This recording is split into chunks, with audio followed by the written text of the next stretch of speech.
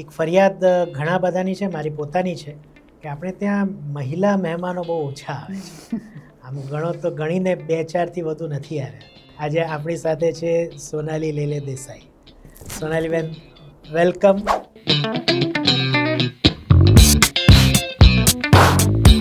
આપણે ઓફલાઈન વાત થઈ કે તમે એકચ્યુઅલી ગુજરાતી નથી, પણ આટલો સરસ ગુજરાતી પર કંટ્રોલ કેવી રીતના, એમાં મને વધુ રસ. તો મેં જ્યારે ચાલુ કર્યું ત્યારે થોડુંક ગુજરાતી જ હોય, થોડુંક જુદું હોય અહીંયાથી. બહુ વર્ષો સુધી હું જોડિયાર માતા કહેતી હતી, આઈ ડીન્ટ નો કે એ ખ છે. તો એમને કીધું ના ના બેટા આવી રીતના ના બોલાય, હું તને શીખવાડું, હું અમદાવાદની છું. એટલે તો 2016માં શું થયું પછી કે તમને ઓફર આવી મૂવીની? એકચ્યુઅલી એ વખતે અભિષેક શાહ જે છે એ બરોડામાં રહેતા હતા, ત્યાં આકાશવાણીમાં એ કામ કરતા હતા. તો એમને કીધું તમને મૂવીઝ કરવાનો રસ ખરો? મેં કીધું ના જરાય નહીં, મને કંઈ જ આવડતું નથી. કે જે નવી એક ફિલ્મ આવે છે, નવા ડિરેક્ટર છે, તો એમનો એક કંઈક રોલ માટે તમને અપ્રોચ કરવા માંગે છે. તો સર ઓકે. એ હું ઇકબાલ, એમાં એકદમ સિરિયસ ઇન્ટેન્સ કેરેક્ટર હતો તમારો, કરેક્ટ. પણ પોલીસ કમિશનર કે એસીપીનું હતું. હું ઇકબાલનો અનુભવ કેવો? એ વખતે વાત કરતાં એમને મને કીધું હતું કે હું બહુ કંઈક સરસ વિચારી રહ્યું છું અને તમારા માટે કંઈક સરસ એક રોલ પણ નીકળશે એમાં. ત્યાં સુધી એવું હતું કે કમિશનરનો રોલ ક્યારે આપણા ઇન્ડસ્ટ્રીમાં એક લેડીએ નહોતો કર્યો. સેટ પર તમે જાઓ ત્યારથી જ કોઈ મને મારા નામથી ના કે કમિશનર જ બોલાવે, એટલે એ ટાઈપની ફિલિંગ તરત તમને આવી જાય. ભ્રમની વાત કરી. Okay. How challenging it was. તમે એક પોડકાસ્ટમાં કીધું તો પણ ખરું કે એની તમારી પર્સનલ લાઈફ ઉપર પણ, એટલે ઇમોશનલ લાઈફ ઉપર બહુ અસર પડી હતી. આઈ હેડ નો આઈડિયા કે કેવી રીતના પ્લે કરવાની છે. આઈ ફિનિશ ધ સીન્સ, બટ રડવાનું બંધ જ ના થાય. હું આમ નોર્મલ તમારી સાથે વાત કરું છું અને રડતી જઉં છું. આઈ ડોન્ટ નો તમને ખબર હશે કે નહીં, બટ પહેલાં જ્યારે ભ્રમ મારી પાસે આવી હતી ત્યારે હું રાકેશનું કેરેક્ટર હું કરવાની હતી. વર્ડ હતું, I don't know whether I can use it or no. Okay. Police officer, મીઠડા મહેમાન, એ પહેલાં, એટલે એમાં એક રેફરન્સ છે એના પર આપણે પહેલાં વાત કરી. મેં મારા રિવ્યૂમાં કીધું હતું કે એટલે મીઠડા મહેમાન જે છે ને, એમાં કદાચ જો મીઠડા શબ્દ છે ને તે સોનાલીબેનનો અવાજ માટે આપણે કહી શકીએ. ખૂબ મીઠો અવાજ. મને સૌથી ગમતી કોમ્પ્લિમેન્ટ એ છે. એ સ્ક્રિપ્ટ જ્યારે પહેલી વખત ચિન્મયભાઈએ મને સંભળાવી ત્યારે ફાઇન લાઈન છે એમાં, અને એક પર્ટિક્યુલર સીન છે જે મારાની યશ વચ્ચે છે. એક તો પોલીસ સ્ટેશનવાળો એક સીન છે. એ ચિન્મયભાઈએ મને એટલી સરસ એક વસ્તુ કીધી કે સર મેમ તમે અત્યાર સુધી ક્યાં હતા. સિચ્યુએશન આપણે વિચારીએ કે સ્ક્રિપ્ટ બહુ જ ખરાબ છે, પૈસા મળે છે સરસ, પણ સામે આઈધર સિદ્ધાર્થભાઈ છે, મલ્હાર છે, યશ છે, મિત્ર છે, હિતુભાઈ છે કે હિતેનભાઈ છે, અથવા તો સ્ક્રિપ્ટ બહુ જ સરસ છે ને એકદમ નવા કલાકારો, બે ઓપ્શન આપવામાં આવે તો તમે શું કરો?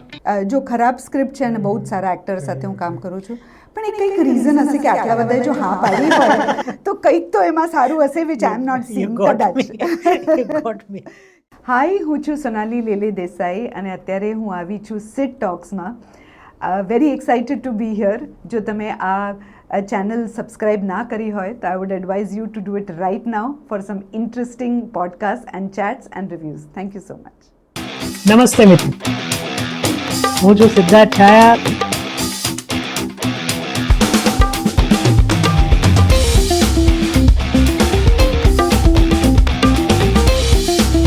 તો સ્વાગત છે તમારું સિટ ટોક્સમાં.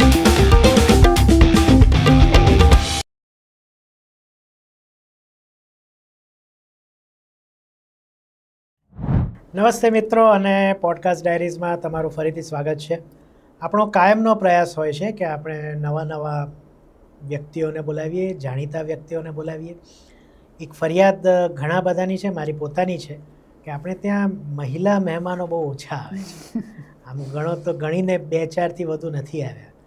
તો એ પ્રયાસમાં આપણે લાગી ચૂક્યા હતા ને એવું કહેવાય કે ખરેખર મહેનત કર્યા પછી આજે આપણી સાથે છે સોનાલી લેલે દેસાઈ. સોનાલીબેન, વેલકમ.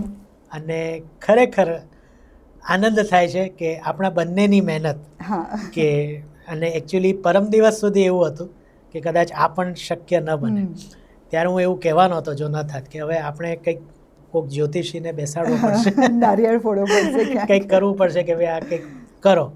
પણ તમે આવ્યા, ખૂબ આનંદ થયો. Yes, અને likewise. આપણે તમારા વિશે વાત કરીશું, તમારી કરિયર વિશે વાત કરીશું, વાંધો ન હોય તો પર્સનલ લાઈફ વિશે પણ વાત કરીશું. Sure.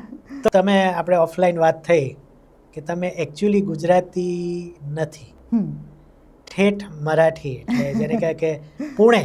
અને પુણેનો મરાઠી એટલે કહેવાય ને કે એકદમ આમ ભાષા પ્રત્યે ને સંસ્કૃતિ પ્રત્યે એકદમ આમ Correct. કટ્ટર હા. કાઇન્ડ ઓફ હોય. આપણે ગુજરાતમાં જેવું પોળ કહીએ હા. ત્યાં અમારી પેટ હોય. પેટ હોય, yes. હા, બસ તો તો પુણેરી પેટ. ત્યાંથી એટલે તમે ત્યાં જ રહ્યા બાળપણ, હમ.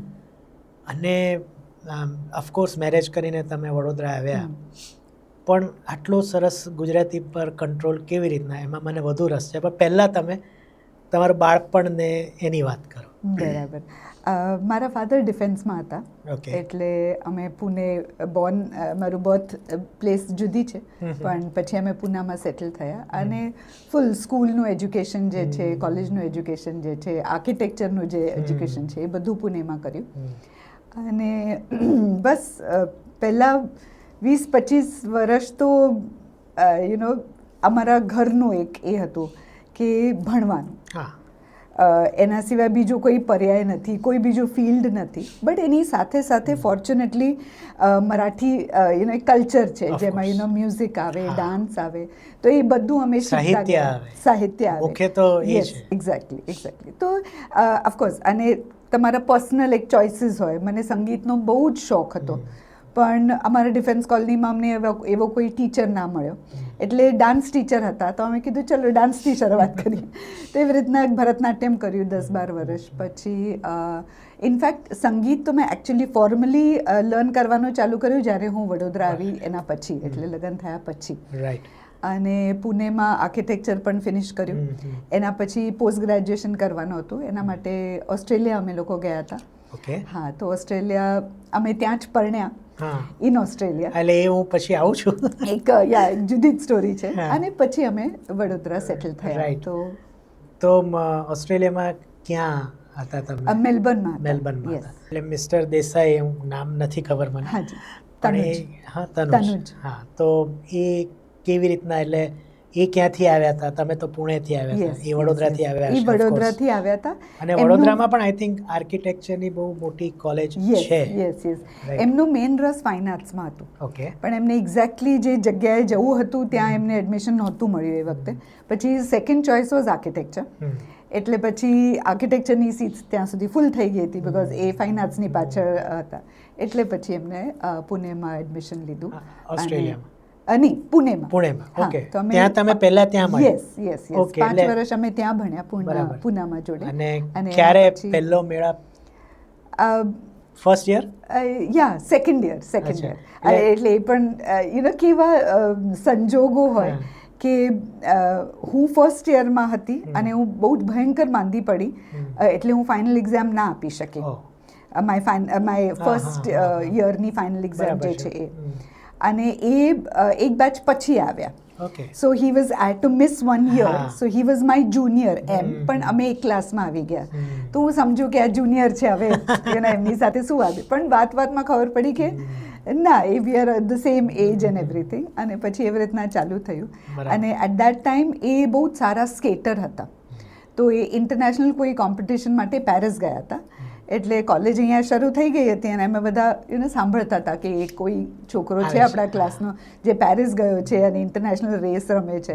એટલે આપણને ઉત્સુકતા વધારે હોય કે ઓ કેવો હશે, શું હશે. અને પછી એ 15 દિવસ પછી એમની એન્ટ્રી પડી. એટલે જરાક એમ થયું કે વાવ.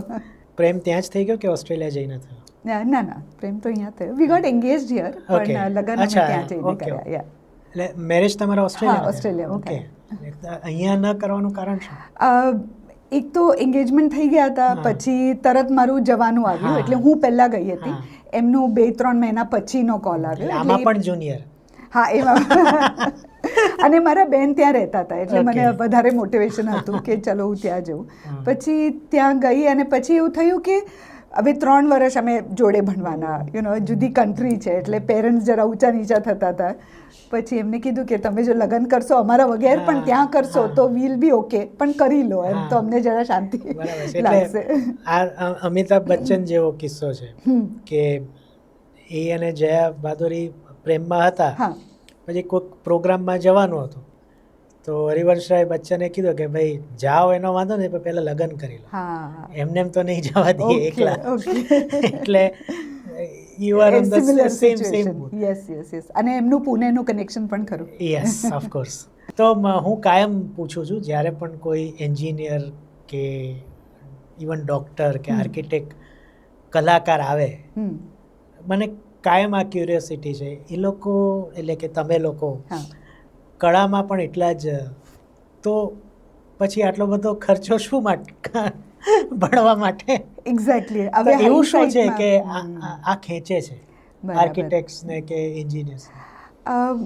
એક્ઝેક્ટ રીઝન તો મને પણ નથી ખબર, બટ હું કાયમ એનો એક માપ એવી રીતના હવે કરતી થઈ છું કે કઈ વસ્તુ જે આપણે કરીએ, જ્યારે કરીએ ત્યારે બીજી કોઈ વસ્તુ યાદ ના આવે. સો 100% તમે કયા વર્ક કરતી વખતે 100% તમારા ફિઝિકલી એન્ડ મેન્ટલી તમે એ જગ્યાએ છો. તો મારા માટે એ નાનકડા આપણે વર્કશોપ્સ મેં કર્યા હતા ડ્રામેટિક્સના, તો એ વખતે મને એવું થયું કે એ કરતી વખતે હું એક માં નહોતી, એક વાઈફ નહોતી, હું કોઈ નહોતી, હું જસ્ટ હું હતી કે પરહેપ્સ હું પણ નહીં એ કેરેક્ટર હતી.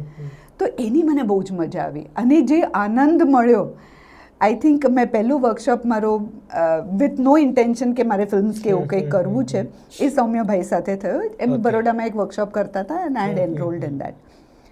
તો મારી ફ્રેન્ડને મેં એ જ વાત કરી કે આ 3 દિવસ મારા એવા સરસ ગયા છે, મેં લાઈફમાં એટલી મજા, અંદરથી જે મજા આપણને ખુશી આવે ને એ ક્યારેય નહીં એક્સપિરિયન્સ કરી. સો એક એને થયું કે અરે હા, આ એક વસ્તુ છે જેમાં મને બહુ જ મજા આવી. અને પછી એ કર્યા પછી પણ 8 વર્ષ મેં કંઈ જ નથી કર્યું આ ફિલ્ડમાં, બિકોઝ એવું કોઈ ઇન્ટેન્શન કે એવું કંઈક સપનું પણ નહોતું કે એવું કંઈક કરવું છે, પણ એ તો ડેસ્ટિની. તો કેવી રીતના, એટલે તમે કહ્યું કશું 8 વર્ષ? યા 2008માં મેં વર્કશોપ કર્યો અને મારી ફર્સ્ટ ફિલ્મ વોઝ ઇન 2016. તો કેવી રીતના, એટલે પછી એ 8 વર્ષ તમે શું કર્યું? સેમ મારી પ્રેક્ટિસ ચાલતી હતી અને મ્યુઝિક હું શીખતી હતી, રાઈટ. તો એ જ બધું ચાલતું હતું. અને એની સાથે સાથે વોટ હેપન્ડ વોઝ કોઈક નવી ફિલ્મ આવવાની હતી, કઈ નવો દોર આપણા ગુજરાતી ઇન્ડસ્ટ્રીનો એક નવો દોર ચાલુ થયો હતો. એટલે પછી એવું થયું કે હા, પછી હું ગુજરાતી ફિલ્મ્સ જોતી થઈ, બિકોઝ કોઈ બીજા સ્ટેટમાંથી તમે આવો, એક નવું લેંગ્વેજ, અને તમે રિલેટ એકદમ ના કરી શકો એ સિનેમા સાથે.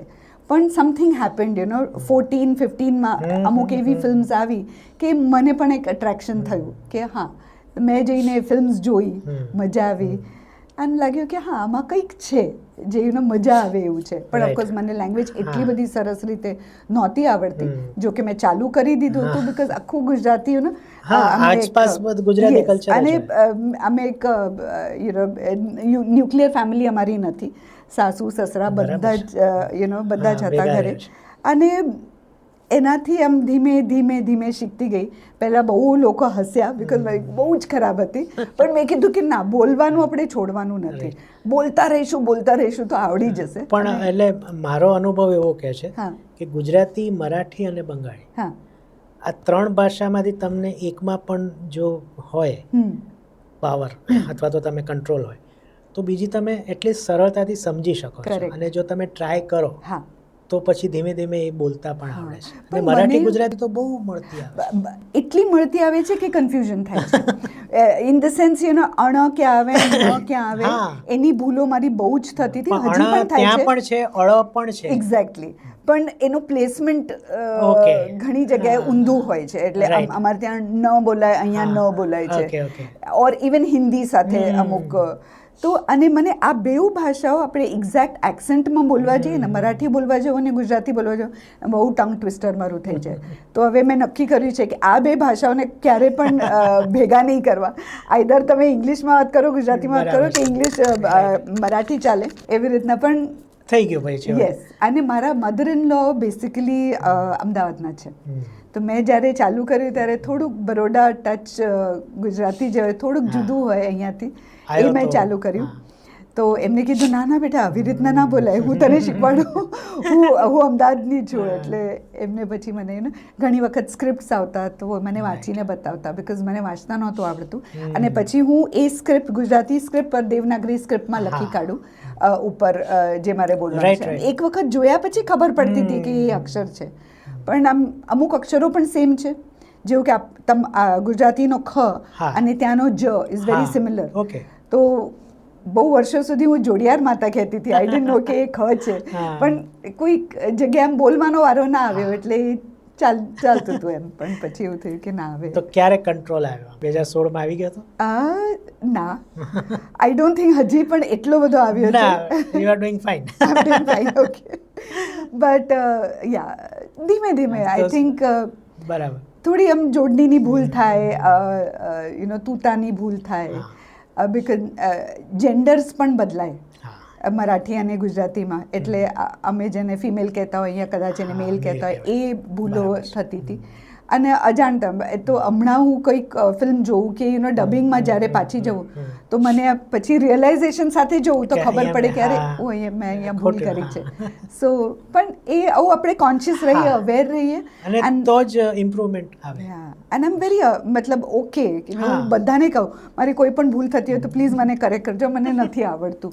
સો લોકો કરે પછી.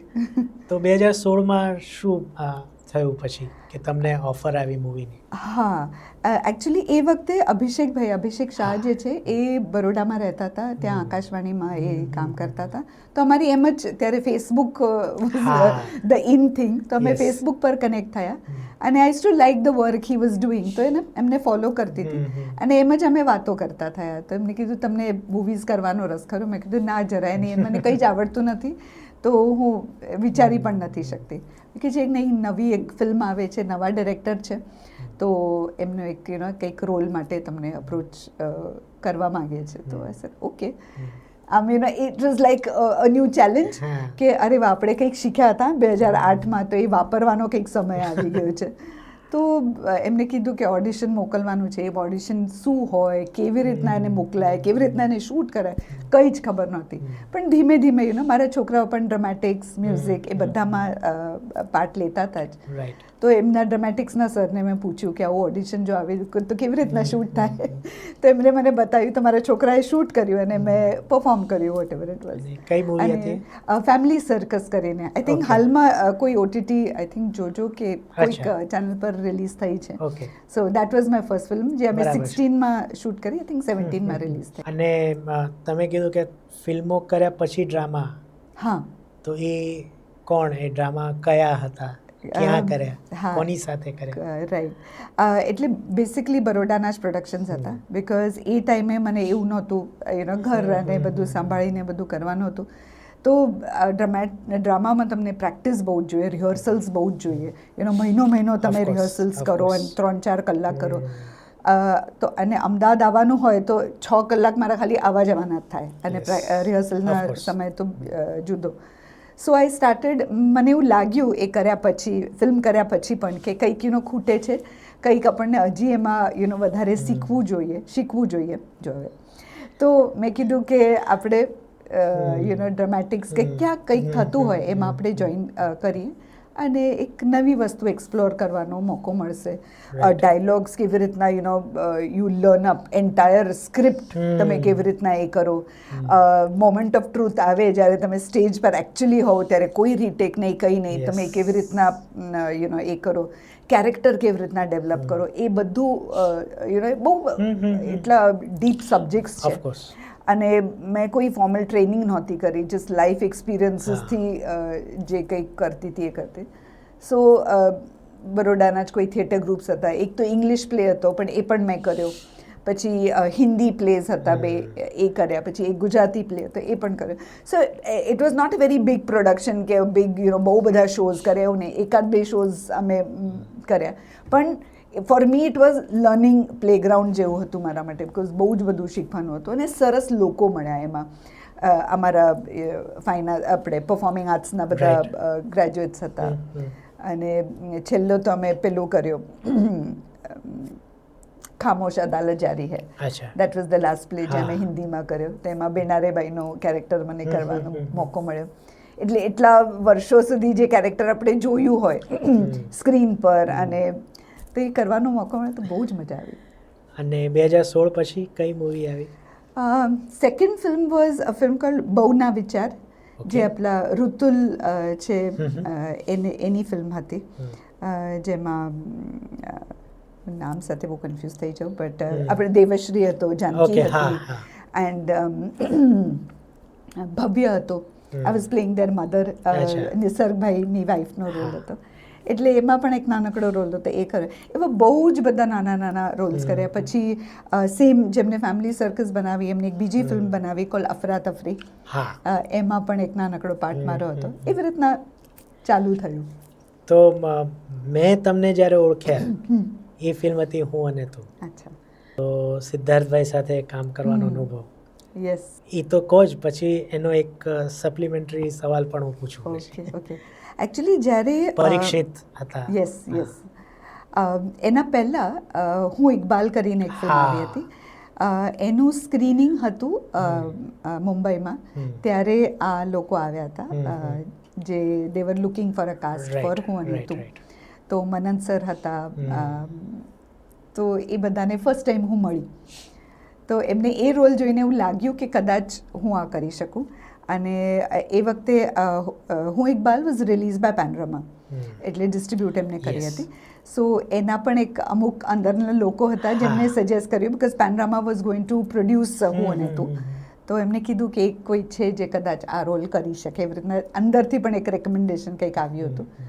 સો પછી મેં રીતસર ઓડિશન કર્યું અને બધાને મોકલી આપ્યું. અને આ વોઝ, એટલે આપણને એક નર્વસનેસ ફીલ થાય કે આ વસ્તુ સિદ્ધાર્થ સર પાસે પહોંચવાની છે.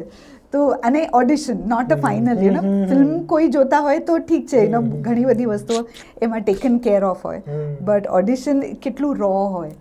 તો એક બે સીન હતા, એક જરા હલકું ફુલકું હતું, એક જરા ઇન્ટેન્સ હતું. તો મેં કરીને મોકલ્યું અને થેન્કફુલી બધું ઓકે રહ્યું અને ફિલ્મ મળી. અને શું અનુભવ સિદ્ધાર્થભાઈ સાથે? અરે અમેઝિંગ. એ સેટ પર એવા જ છે જેવા કે ધીર ગંભીર હોય છે? ના, એ એકચ્યુઅલી બહુ જ આમ બહુ ગંભીર હોય છે. આમ બહુ એવા આપણે જેવા સ્ક્રીન પર દેખાય એવા જરાય નથી હોતા. નોટ દેટ કે આમ રિઝર્વ કે એવું કંઈ નહીં, પણ બહુ જ સિરિયસ. અને મને એવું લાગે છે હી ઇઝ અ વેરી સેવી છે, બહુ જ. He knows everything about fashion, brands. He is very aware of જે વર્લ્ડમાં ચાલી રહ્યું છે. I think that is why he keeps himself so relevant. એક નાટક એમનું 1 વર્ષમાં તમે જુઓ, 2 વર્ષ પછી હમણાં મેં એમનું એક રીપ્લે જોયો ઓફ સેમ પ્લે, અને એમાં ધુરંધર આવી ગયું હતું. બધા જ રેફરન્સીસ અને એટલા ક્વિકલી અડેપ્ટ કરે, યુ નો. એમાં પેલો ડકેત આવી ગયો હતો, રહેમાન ડકેત આવી ગયા. સર શું વાત છે યાર, આ જ પ્લે મેં યુ નો 2 વર્ષ પહેલાં હું અને તું જ્યારે શૂટ કરતા હતા ત્યારે અમદાવાદમાં એમનો પ્લે હતો, એ જ મેં જોઈ કાઢ્યો હતો. અને it was completely you know revamped, એવું આપણે કહીએ. સો એ છે, that is a true you know, જે એમનું ઇમ્પ્રોવાઇઝેશન જે કરે, જે you know on the spot is thinking and what makes it relevant. અને તમે વોચ કરો એ વસ્તુ તો એ કેવી રીતના એને તાજી રાખવાની, એ એમની પાસેથી શીખવાનું હોય. હું અને તુંનો એક પેલો બેસણાનો એક સીન છે, એમાં કોમેડી છે. તો અને સિદ્ધાર્થભાઈને કોમેડી એટલે મેડ ફોર ઇચ અધર જેવું. કરેક્ટ. તો એમાં કોઈ, એટલે આ તો મને ક્યુરિયોસિટી છે એટલે પૂછ્યું કે એમાં તમે how you manage two control? It was difficult. હું રાહ જોતી હતી કે મારા પાર્ટ પતી જાય અને હું બાજુમાં જઈને એમને ખાલી જોઉં શું હસ્યા છે અમે વિશે. એન્ડ એમનું એક છે કે કટ થઈ જાય પછી એકદમ નોર્મલ થઈ જાય. અમારો એક સીન છે જેમાં પહેલી વખત મારા ઘરે આવે છે અને હું દરવાજો ખોલું છું અને પછી એમને જોઉં છું. તો દરવાજો બંધ કરું ત્યારે એકદમ નોર્મલ, એટલે સિદ્ધાર્થભાઈ જેવા સિદ્ધાર્થભાઈ હોય. અને જ્યારે દરવાજો ખોલું એટલે એકદમ એ કેરેક્ટર બની જાય. એકચ્યુઅલી મારા જે આંખો ખુલે છે એ કેરેક્ટર જોઈને, એમને જોઈને મારી આંખો ખુલી ગઈ કે યાર કેવા ટ્રાન્સફોર્મ થાય છે 1 સેકન્ડમાં. સો બ્યુટિફુલ બ્યુટિફુલ એક્સપિરિયન્સીસ. અને અમે જે કાસ્ટ હતા એમની સાથે જે કામ કરતા હતા, એમને યુ નો સાથે લઈને ચાલવાવાળા છે કે યુ નો બધા કમ્ફર્ટેબલ હોય, બધા યુ નો ઓકે હોય, પછી આપણે ચાલુ કરીએ. તો એ બધું એમનું લાઈક ઓલમોસ્ટ એક ટીમ લીડર હોય ને એવી રીતના હી ટુક Right. Care of the entire unit. Right. Parikshit છે, પૂજા છે, અમે હા. બધા જ નવા હતા. બરાબર સો એવી રીતના યુ ફેલ દેટ હૂફ લાગે ને હા હા એ પ્રકારનો એમને માહોલ કર્યો હતો. બરાબર છે. બીજી તમારી એટલે એની પહેલા જે તમે કીધું હમ. એ હું ઇકબાલ, એમાં હમ. એકદમ સિરિયસ ઇન્ટેન્સ હા. કેરેક્ટર હતો તમારો, કરેક્ટ. એ પણ પોલીસ કમિશનર કે Yes. એસીપીનું હતું. યા. તો એ અનુભવ કેવો રહ્યો? કારણ કે હું ઇકબાલે ચર્ચા તો ઘણી જગાવી હતી, હા. ખાસ કરીને પ્રમોશન મને હજી પણ યાદ આવે છે. હમ. તો એ અનુભવ મિત્ર સાથે અને બીજા બધા સાથે, Correct. પછી તમે એમની સાથે ભ્રમ પણ કરી, એની વાત આપણે પછી કરીશું. પછી કરીએ. હું ઇકબાલનો અનુભવ કેવો રહ્યો? ઇનફેક્ટ હું ઇકબાલ પહેલા એમની એક સિરીઝ હતી કોલ્ડ મિલેનિયલ જિંદગી, જે અચ્છા. સિટી શોર જેમનું હા, OTT હા, હા. પ્લેટફોર્મ હતો એના Yes. પર રિલીઝ થઈ હતી. હમ. તો એનામાં મેં એક નાનકડો રોલ કર્યો હતો અને મેં કદાચ 1-2 દિવસ માટે જ મળ્યા હતા ફોર દેટ શૂટ. ત્યારે અમારી ઓળખાણ થઈ હતી. સો એ વખતે વાત કરતાં કરતાં એમને મને કીધું હતું કે હું બહુ કંઈક સરસ વિચારી રહ્યો છું અને તમારા માટે કંઈક સરસ એક રોલ પણ નીકળશે એમાં, તો આપણે એના માટે ફરી મળીશું. સો આઈ વોઝ એક્સાઇટેડ કે એ શું કરશે આમ. તો એવી રીતના અગેન ઓડિશન આવ્યું કે પોલીસ કમિશનરનો છે, લાઇન્સ છે, મારી કોઈક સ્પીચ હતી જે મારે કરવાની હતી. સો એ કર્યું અને ઇનફેક્ટ એમાં પણ એવું થયું હતું કે there were 2-3 ડિફરન્ટ ઓલ્ટરનેટ્સ કે જો એમનો એક સરસ બેલેન્સ હોય છે ઇન ધ કાસ્ટ, મેલ ફિમેલનો બેલેન્સ. તો જો મેલ કમિશનર થાત તો પછી જે મિત્રએ જે રોલ કર્યો that would have been done by a girl, એટલે એવી રીતના એ હતું. સો ફોર્ચ્યુનેટલી એવું થયું કે મિત્રએ પેલો રોલ એક્સેપ્ટ કરી લીધો, so commissioner had to be a woman. But set પર તમે જાઓ ત્યારથી જ કોઈ મને મારા નામથી ના કહે, કમિશનર જ બોલાવે, એટલે એ ટાઈપની ફિલિંગ તરત તમને આવી જાય. તો during the entire shoot I had to be commissioner and as a person મને એમ સોરી એન્ડ પ્લીઝ તો એકદમ આમ જ નીકળી જાય, કંઈ વિચાર્યા વગર નીકળી જાય એવું હતું. પણ એ એવો એક કેરેક્ટર હતું જે ક્યારે સોરી ના કહે અને પ્લીઝ તો જરાય ના કહે. કદાચ આખી ફિલ્મમાં એકાદ વખત મેં પ્લીઝ કીધું હશે, અધરવાઇઝ નો પ્લીઝ. અને એ પણ પેલા મારા CBI ઓફિસર છે એમને જ હું પ્લીઝ એક વખત કહું છું, અધર દેન દેટ નથિંગ. તો ઇનવોલેન્ટરી આપણે સોરી એન્ડ પ્લીઝ જે નીકળતું હોય એ બધું કર્બ કરવાનું હતું એમાં. But no doubt mind blowing experience, because એક તો તમારી એક જવાબદારી છે કે કદાચ અત્યાર સુધી એટલે ત્યાં સુધી એવું હતું કે કમિશનરનો રોલ ક્યારે આપણા ઇન્ડસ્ટ્રીમાં એક લેડીએ નહોતો કર્યો. પોલીસ ઓફિસર બની છે બટ નોટ અ કમિશનર. તો કમિશનરની હજી એક જવાબદારી એક ઓરા બને છે, તો એ બનાવવાનું હતું, એ પોર્ટ્રે કરવાનું હતું. અને અમેઝિંગ કાસ્ટ, દેવકી હતી એમાં, મિત્ર હતો, નીરવ હતો. સો એ બધા સાથે મળીને અને it was like a team, એક મારી પોલીસવાળાની એક ટીમ છે, પેલી એક ટીમ છે અને ભેગા મળીને આપણે કંઈક કરવાનું છે. તો ઓફકોર્સ આઈ ન્યૂ મિત્ર, એ પણ વડોદરાથી હતો એટલે એમ ઓળખાણ ખરી, but never work together. Devaki સાથે પણ ઓફકોર્સ એમને તો આપણે જોયા હતા બટ કોઈ દિવસ કામ નહોતું કર્યું. So first time experience for all of us and first time experience with a director with all of us. But ત્યાં પણ એ જે માહોલ જે છે, જે એ પલ્લવભાઈ ક્રિએટ કરે છે, એ બહુ જ ફ્રેન્ડશિપવાળું, કોલેબરેટિવ એવું હોય છે. Everybody has N opinion, everybody can voice something. તમે તમારું જે કંઈક હોય ક્વેશ્ચન્સ, ક્વેરીઝ, સ્ટોરીને લઈને કે ડિરેક્શન કે શોર્ટને લઈને અમે ડિસ્કસ કરી શકતા હતા.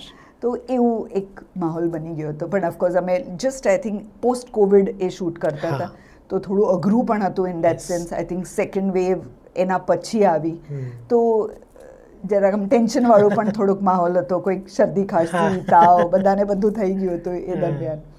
બટ બહુ જ સુંદર એક્સપિરિયન્સ. બરાબર છે. આપણે બીજી ફિલ્મોની વાત કરીએ, એની વચમાં એક પ્રશ્ન એવો પૂછું કે આમ તમને ગમતી પ્રવૃત્તિ તમે શરૂ કરી એક્ટિંગની, આઈ બિલીવ કે હું ઇકબાલ સુધી તમે એસ્ટાબ્લિશ, લોકો ઓળખવા માંડ્યા હતા કે કરે છે ગુજરાતી ફિલ્મ. કરેક્ટ. તો સ્ક્રિપ્ટની પસંદગી તમે ત્યારથી, જ્યારથી તમને લોકો ઓળખવા માંડ્યા, જેમ કે તમે કીધું હું અને તુમાં પહેલેથી પેનોરામાવાળાએ કીધું કે ભાઈ આમને જોઈ લેજો કે લેવા જેવા છે. તો how do you accept the role, અથવા સ્ક્રિપ્ટ જોઈને કે પછી નહીં પ્રોડક્શન હાઉસ, જેમ કે બ્રહ્મમાં છે તો તમે ઓલરેડી કામ કરી ચૂક્યા હતા, તો શું તમારી પ્રોસેસ શું હોય છે? હા, એટલે 2-3 પ્રોસેસીસ હું યુઝ કરું છું, બિકોઝ એ બધું જ મારા માટે નવું છે. હું પણ આમને કરતી જઉં અને શીખતી જઉં એવું છે. પહેલાં એવું હતું કે હા, આપણને સ્ટોરી ગમે તો આપણે કરવાનું. પછી એવું લાગે કે ખાલી સ્ટોરી ગમવાથી ના થાય, હજી બહુ બધા ડિટેલ્સમાં જવું પડે. પછી એવું લાગે કે હા, આજુબાજુ બીજા કલાકાર કોણ છે, તો એ આપણે ગમતા હોય, કે ગમતા ઇન ધ સેન્સ એમને જોઈને આપણને એવું લાગ્યું હોય કે એ બહુ સેન્સિબલ વસ્તુઓ સિલેક્ટ કરે છે, તો આપણે પણ સિલેક્ટ કરતા હોય અને એ પણ સિલેક્ટ કરતા હોય, તો કંઈક એ વસ્તુમાં હશે more than the script. Even the team કે જે શૂટ કરી રહ્યા છે, પ્રોડક્શન હાઉસ જે છે, એ પણ ઇમ્પોર્ટન્ટ હોય છે. કે એ કેવી રીતના આ ફિલ્મને પ્રમોટ કરશે, ક્યાં સુધી આ ફિલ્મ જઈ શકે, એ બધું પણ વિચારવા લાગી. Then I think most important would be કે હવે એવું થયું છે કે નોટ નેસેસરી કે એક મોટો પ્રોડક્શન હોય, એક નાનું પણ પ્રોડક્શન હોઈ શકે, પણ આપણે જ્યારે ડિરેક્ટરને મળીએ ત્યારે એક એમની જેન્યુઇનનેસ, એક ઓનેસ્ટી જે બહાર આવે ને, આપણને ખબર પડે કે કેટલા ઇન્ટેન્સિટીથી આ કેરેક્ટર માટે કે આ ફિલ્મ માટે કે આ સ્ટોરી માટે વિચારે છે, એ ખબર પડી જાય હવે મળીને. તો એવું લાગે કે ના, કરવા જેવું છે, બિકોઝ ઇન્ટેન્શન આઈ થિંક સૌથી મોટી વસ્તુ છે. પછી આપણે સારી પણ ફિલ્મ બનાવીએ, ચાલે ના ચાલે એ બહુ જ જુદી વાત છે, બટ એટલીસ્ટ એક સરસ પ્રોડક્ટનો આપણે એક ભાગ છે, એનો આનંદ હજી that ease of prime importance. હવે એવું થઈ ગયું છે. અને ઓફકોર્સ સારા લોકો સાથે કામ કરવું એટલું જ ઇમ્પોર્ટન્ટ છે, બિકોઝ આપણે જ્યારે ફિલ્મ કરતા હોય ત્યારે આપણે એક નાનકડી ફેમિલી બનાવતા હોય, અને અહીંયા આપણને ચાન્સ છે કે આપણે ચૂઝ કરી શકીએ આપણા ફેમિલીને. એની સાથે તમારે 2-3 મહિના રહેવાનું છે. યસ, એ છે, પ્રમોશન્સ છે, અને બહુ બધું ગિવ એન્ડ ટેક થાય. તો એ આપણે ગમતા વ્યક્તિ, મજા આવે એવા વ્યક્તિઓ સાથે હોય, કે જેમની પાસેથી આપણે કંઈક શીખી શકીએ એવા પણ વ્યક્તિઓ હોય, તો કેવી મજા આવે. તો એ ટાઈપનો માહોલમાં હવે કામ કરવાનું. રોલ પણ જુઓ, ઓફકોર્સ જુઓ. રોલ લોન્જેવિલિટી જુઓ કે એની ઇમ્પોર્ટન્સ જુઓ. આઈધર ઓર તો હોવું જોઈએ. Either or in the sense sometimes એવું છે કે લાઈક આપણે ઓફકોર્સ જમ્પ કરું છું ભ્રમ પર, લાઈક મિત્રનો રોલ પહેલાં એવું લાગે કે આ નોર્મલ જઈ રહ્યો છે, અને પછી એકદમ ફ્લિપ કરી જાય છે. સો એમાં લેન્થ પણ છે, અને દેન છેલ્લે એક ફ્લિપ છે. તો આઈધર તમે લેન્થ હો કે you are કોન્ટ્રીબ્યુટિંગ continuously to the film, કે પછી એવું પણ હોય કે 2-3 સીન્સ હોય પણ એવા જબરદસ્ત હોય કે મેમોરેબલ થઈ જાય. સો આઈધર લેન્થ ઓર મેમોરેબલ, એક વસ્તુ તો એટલીસ્ટ મિનિમમ એટલું હોવું જોઈએ. એક પોડકાસ્ટમાં બહુ સમય થયો મોનલ ગજ્જરે એવું કહ્યું હતું કે જ્યારે પણ કોઈ નવી ઓફર લઈને, સ્ક્રિપ્ટ લઈને આવે, ત્યારે પહેલાં કે મેડમ બજેટ ઓછું છે, રોલ તમારો બહુ સરસ. તો તમારે આવો અનુભવ ખરો? વેલ, આઈ થિંક થોડું એવું છે, and at every level I won't say કે આપણી ત્યાં જેવું છે. તમે જો હિન્દીમાં પણ વાત કરશો તો આ વસ્તુ તો બધા જ કહે છે કે હા, બજેટ નથી. તો ઇટ ઓલ ડિપેન્ડ્સ, રિલેટિવ છે બજેટ તો. એન્ડ ઓફકોર્સ હોવું પણ જોઈએ, એવું નથી, બટ એની સાથે સાથે જો બજેટ ના હોય તો બીજી કઈ વસ્તુઓ છે, હું એ પણ જોઉં છું કે ઓકે, આ છે, તો એ કોમ્પન્સેટ થઈ જાય વસ્તુ. જો એ વસ્તુ ના હોય અને બજેટ પણ નથી, તો પછી બહુ જ અઘરું ડિસિઝન થઈ જાય છે. આઈધર ઓર, અગેન આમાં તો હોવું જોઈએ કે એટલીસ્ટ મસ્ત સ્ટોરી, બ્યુટિફુલ લોકો સાથે તમે કામ કરો છો, પણ બજેટ નથી, ઓકે ચાલશે, બિકોઝ આ બધી વસ્તુ એને કવર થઈ જાય છે. Film at the end of the day સારી બનશે, એક સારા એક મેસેજ હોય કે સારી સ્ટોરીનો તમે ભાગ બનશો, એનું એક્સાઇટમેન્ટ રહે. નહીં તો એવું રહે કે ઓકે, એ બધું જ નથી, પણ ઓકે મે બી પેમેન્ટ તમે જે માંગો છો એ મળી રહ્યું છે, તો ઓકે, વાંધો નહીં. એટલીસ્ટ એ તમારામાં એટલું બિલીફ છે એમને કે ઓકે, કે આપણે સંભાળી રહ્યા છે એ કંઈક ભાગ જે આપણને આપ્યો છે. મે બી દેટ ઇઝ વાય એ લોકો એ બજેટ સાથે તમારી પાસે આવ્યા છે. તો okay, A respect I would accept. તો ઈધર વે, બેમાંથી એક વસ્તુ અગેન હોવી જોઈએ. હવે થોડાક તમને તકલીફમાં મૂકીએ. એક હાઇપોથેટિકલ સિચ્યુએશન આપણે વિચારીએ કે સ્ક્રિપ્ટ બહુ જ ખરાબ છે, પૈસા મળે છે સરસ, પણ સામે આઈધર સિદ્ધાર્થભાઈ છે, મલ્હાર છે, યશ છે, મિત્ર છે, હિતુભાઈ છે કે હિતેનભાઈ છે, તો તમે એ સ્ક્રિપ્ટ પસંદ કરો અથવા તો સ્ક્રિપ્ટ બહુ જ સરસ છે ને એકદમ નવા કલાકારો છે, બે ઓપ્શન આપવામાં આવે તો તમે શું કરો? I tell you pros and cons. હું હા, કેવી of રીતના course. વિચારું, માય પ્રોસેસ ઇઝ ધેટ. જો ખરાબ સ્ક્રિપ્ટ છે અને બહુ જ સારા એક્ટર સાથે હું કામ કરું છું, પણ એ કંઈક રીઝન હશે કે આટલા બધા જો હા પાડી હોય તો કંઈક તો એમાં સારું હશે which I am not seeing. કદાચ હું કંઈક નથી સમજી રહી સ્ક્રિપ્ટમાં જે એ લોકો સમજી ગયા છે. તો એ વસ્તુ છે. અને છતાંય એ પણ ખરાબ છે, પણ એમને પણ બજેટ બહુ સારું મળ્યું છે એટલે એ લોકો કરી રહ્યા છે. એ પણ છે. એ પણ હોઈ શકે. તો આવા પ્રોજેક્ટમાં તમે જ્યારે જાઓ ત્યારે મેઇન લર્નિંગ હશે આ લોકો પાસેથી, જે આટલા બધા લેજન્ડ્સનું તમે નામ લીધું, મોટા કલાકાર, એ કેવી રીતના મેનેજ કરે છે વિથ અ બેડ સ્ક્રિપ્ટ, એ કેવી રીતના કોન્ટ્રીબ્યુટ કરે છે to a bad script to make it average at least. તો એ એમની પાસેથી ડેફિનેટલી જોવા જેવું અને શીખવા જેવું રહે. અને જ્યારે સ્ક્રિપ્ટ ખરાબ હોય ત્યારે એક્ટર્સ વચ્ચેનો જે સંપ હોય બહુ જ સારો હોય છે. એવો મારો અનુભવ છે કે અમે બહુ બધી વાતો કરીએ પછી કે કેવી રીતના આ વસ્તુમાંથી આપણે જરાક બહાર આવીએ, કંઈક એવરેજ એટલીસ્ટ બનાવીએ. તો એ એનો પ્લસ પોઈન્ટ રહેશે. જો એક બહુ જ સુંદર સ્ક્રિપ્ટ છે અને નવા કલાકાર છે, નવા નોટ નેસેસરી મીન્સ ખરાબ. એટલે નવા બહુ જ સારા, બિકોઝ એક મેં હમણાં હાલમાં એક ફિલ્મ કરી કુંડાળુ, જેમાં NSD ગ્રેજ્યુએટ્સ હતા, લાઈક મારી ઓપોઝિટ સોયમભાઈ જે હતા એ NSD ગ્રેજ્યુએટ છે. તો when you look at him, he is no big name or star જેવા આપણે બીજા લોકોનો, પણ એક્ટર તરીકે બહુ જ રીચ અને બહુ જ ઉચ્ચ કક્ષાના આપણે કહીએ એ પ્રમાણે.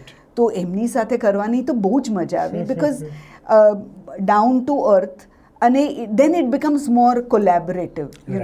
એ તમને પણ પૂછે, બિકોઝ તમે થોડું કમર્શિયલ કર્યું છે, એમને થોડા આર્ટ અને બધો બહુ નોલેજથી એ લોકો આવતા હોય, એટલે તમે એમની પાસેથી એ શીખો, એ તમારી પાસેથી આ શીખે. તો એ બહુ સરસ એક મિક્સ થઈ જાય. અને આઈ જસ્ટ હોપ કે આવી બે સિચ્યુએશન જે છે એ બે જુદા ટાઈમે આવે એટલે હું બેઉ કરી શકું. એ આઈધર ઓર ચૂઝ કરવાનો મોકો ના આવે તો બહુ જ સારું. બટ આઈ થિંક એવો કંઈક આવે તો depends how good or how bad the other script is, તો પછી હું ચૂઝ કરી શકું. હવે આપણે તમારી બીજી બે ફિલ્મો જે મને ખૂબ ગમી છે, બ્રહ્મની વાત કરીએ, કારણ કે હું ઇકબાલની વાત આપણે હમણાં કરી. તો હાઉ ચેલેન્જિંગ ઇટ વોઝ કે આ રીતનો એક માનસિક રોગનો દર્દી હોય અને તમે એક પોડકાસ્ટમાં કીધું તો પણ ખરું કે એની તમારી પર્સનલ લાઈફ ઉપર પણ, એટલે ઇમોશનલ લાઈફ ઉપર બહુ અસર પડી હતી. તો કેવી રીતના રોલ, ઓફકોર્સ તમે હું ઇકબાલમાં એ જ ટીમ સાથે કામ કર્યું હતું, એટલે મળે એ તો એક ઓબ્વિયસ વસ્તુ છે, પણ શું તમે એમાં જોયું અને હાઉ ઇટ કેમ અને તમારો અનુભવ આખો? હા, આઈ ડોન્ટ નો તમને ખબર હશે કે નહીં, બટ પહેલાં જ્યારે બ્રહ્મ મારી પાસે આવી હતી ત્યારે હું રાકેશનું કેરેક્ટર હું કરવાની હતી. સો સેમ પોલીસવાળું લેગેસી ચાલવાનું હતું અમારું. સો એ કેરેક્ટર મને મળ્યો હતો અને એટલે બધું શફલિંગ ચાલતું હતું કે કોણ શું કરશે. એમાં પણ આ જ હતું મેલ ફિમેલનું? યસ, મેલ ફિમેલ એંગલ હતો એમાં. પણ એમાં I was going to play, જે અભિનયભાઈએ જે કેરેક્ટર પ્લે કર્યો એ હું કરવાની હતી, અને જે મારો પાત્ર જે છે એ મેલ કરવાના હતા અને બીજું ફિમેલ અને બધું હતું. સો મને એવું લાગ્યું કે રાકેશનું કેરેક્ટર એટલે એક બ્રીફ બહુ સારો નહીં એવો, એટલે કાઇન્ડ ઓફ સાયકો. મને તો હું એ રીતના એને પોર્ટ્રે કરું છું કે he is police officer, all right, પણ સાયકો. એટલે એક વર્ડ હતું, I don't know whether I can use it or no. We will edit it. Okay, police officer, તમારે પોલીસ ઓફિસર તો કેવી રીતના બનાવ્યા પોલીસ ઓફિસર, અને હમણાં and after doing commissioner in. હા, એક્ઝેક્ટલી. પણ એટલે એનું એટલું પાકું છે કે એને આ રિઝલ્ટ જોઈએ છે. Means does not mean anything to, કોઈ પણ મીન્સ તમે વાપરો પણ રિઝલ્ટ આપણને જોઈએ, એ ટાઈપનો રિઝલ્ટ ઓરિએન્ટેડ ખૂંખાર એવો એક પોલીસ ઓફિસર. તો આમ ચેલેન્જિંગ તો બહુ જ લાગ્યું, પણ જ્યારે નરેટ કરતા હતા ત્યારે આ કેરેક્ટર જે છે which male was going to play, એ મને બહુ જ ઇન્ટરેસ્ટિંગ લાગતું હતું. એટલે આઈ થિંક મિત્રનું નરેશન પતી ગયું હતું, પછી મારું થયું, અને પછી અમે ફોન પર જસ્ટ વાત કરતા હતા કે આવું. તો એ મને કહેતો હતો કે મને તો મેહુલ કરવાની બહુ જ મજા આવશે. આ સર હા મને રાકેશ ઓફર થયું છે પણ મને છે ને આ વાળું કેરેક્ટર જે છે એનું નામ અવિનાશ હતું એમાં, જેનો રેફરન્સ મેં યુઝ કર્યું છે એક સીનમાં, અવિનાશ મરી ગયો બિકોઝ અમે એકચ્યુઅલી પેલો મેલ કેરેક્ટરને માર્યો. સો અવિનાશનું કેરેક્ટર એ બહુ જ ઇન્ટરેસ્ટિંગ લાગે છે બિકોઝ જસ્ટ થોડાક દિવસો પહેલાં મેં ફાધર જોયું હતું, the film I seen the father, so you know I was connecting two that. તો પણ મેં કીધું કંઈ નહીં, આપણે રાકેશ પર મહેનત કરીએ. પછી અગેન કંઈક શફલિંગ બધું થયું અને એવું થયું કે ના તમે એ અવિનાશ પ્લે કરી રહ્યા છો. તો કેટલા બધા સમય સુધી I was cold Avinash. I said કોઈ તો હવે લેડીનું નામ પાડો એને. તો અમે વિચારતા હતા કે વિચ નેમ્સ. તો મારા મગજમાં એકદમ માયા આવી ગયું because throughout my childhood ગુલઝારની ઘણી બધી ફિલ્મો હું જોતી હતી અને પસંદ કરતી હતી. એમાંથી માયાનું એ કેરેક્ટર હતું ફ્રોમ ઇજાઝત જે અનુરાધા પ્લે કર્યો હતો. સો એ મગજમાં રહી ગયું હતું. અને એવું થોડા નોટ આવું ટાઈપનું પણ થોડું સાયકો કેરેક્ટર તો હતું જ કે ઓબ્સેસિવ અને એવું. સો આઈ જસ્ટ થોટ માયા, અને એમને બહુ જ ગમ્યું બિકોઝ માયા બહુ બધી રીતે આ કેરેક્ટરને પણ એક્સપ્લેન કરે છે. સો આઈ સેડ કે આપણે માયા રાખીએ આનું કેરેક્ટર, લવ ધ નેમ. તો પછી we went on with Maya. But એ નક્કી થયા પછી જેટલું આપણને સહેલું લાગે છે કે એવું જોતા લાગે છે, બીજી ફિલ્મ્સ અને રેફરન્સીસ પણ મારી પાસે એમને આપ્યા હતા.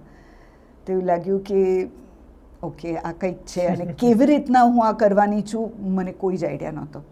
એન્ડ આઈ સેડ કોઈ આઈડિયા સાથે જવું પણ નથી because I wanted to be open કે એ પછી ફાઇનલી આપણે જ્યારે વર્કશોપ્સ કરીએ ત્યારે એ શું બ્રીફ આપે, શું આપણને કહે હજી details of the character. Because પછી આપણે એક કંઈક ધારીને જઈએ અને પછી ચેન્જ કરવાનું બહુ અઘરું થાય. ઇટ્સ બેટર કે તમે ક્લીન સ્લેટ તરીકે જાઓ. ઓફકોર્સ લાઇન્સ અને સ્ક્રિપ્ટ એ બધું થઈ ગયું હતું બટ અધર દેન દેટ પછી અમે વર્કશોપ્સ ચાલુ કર્યા.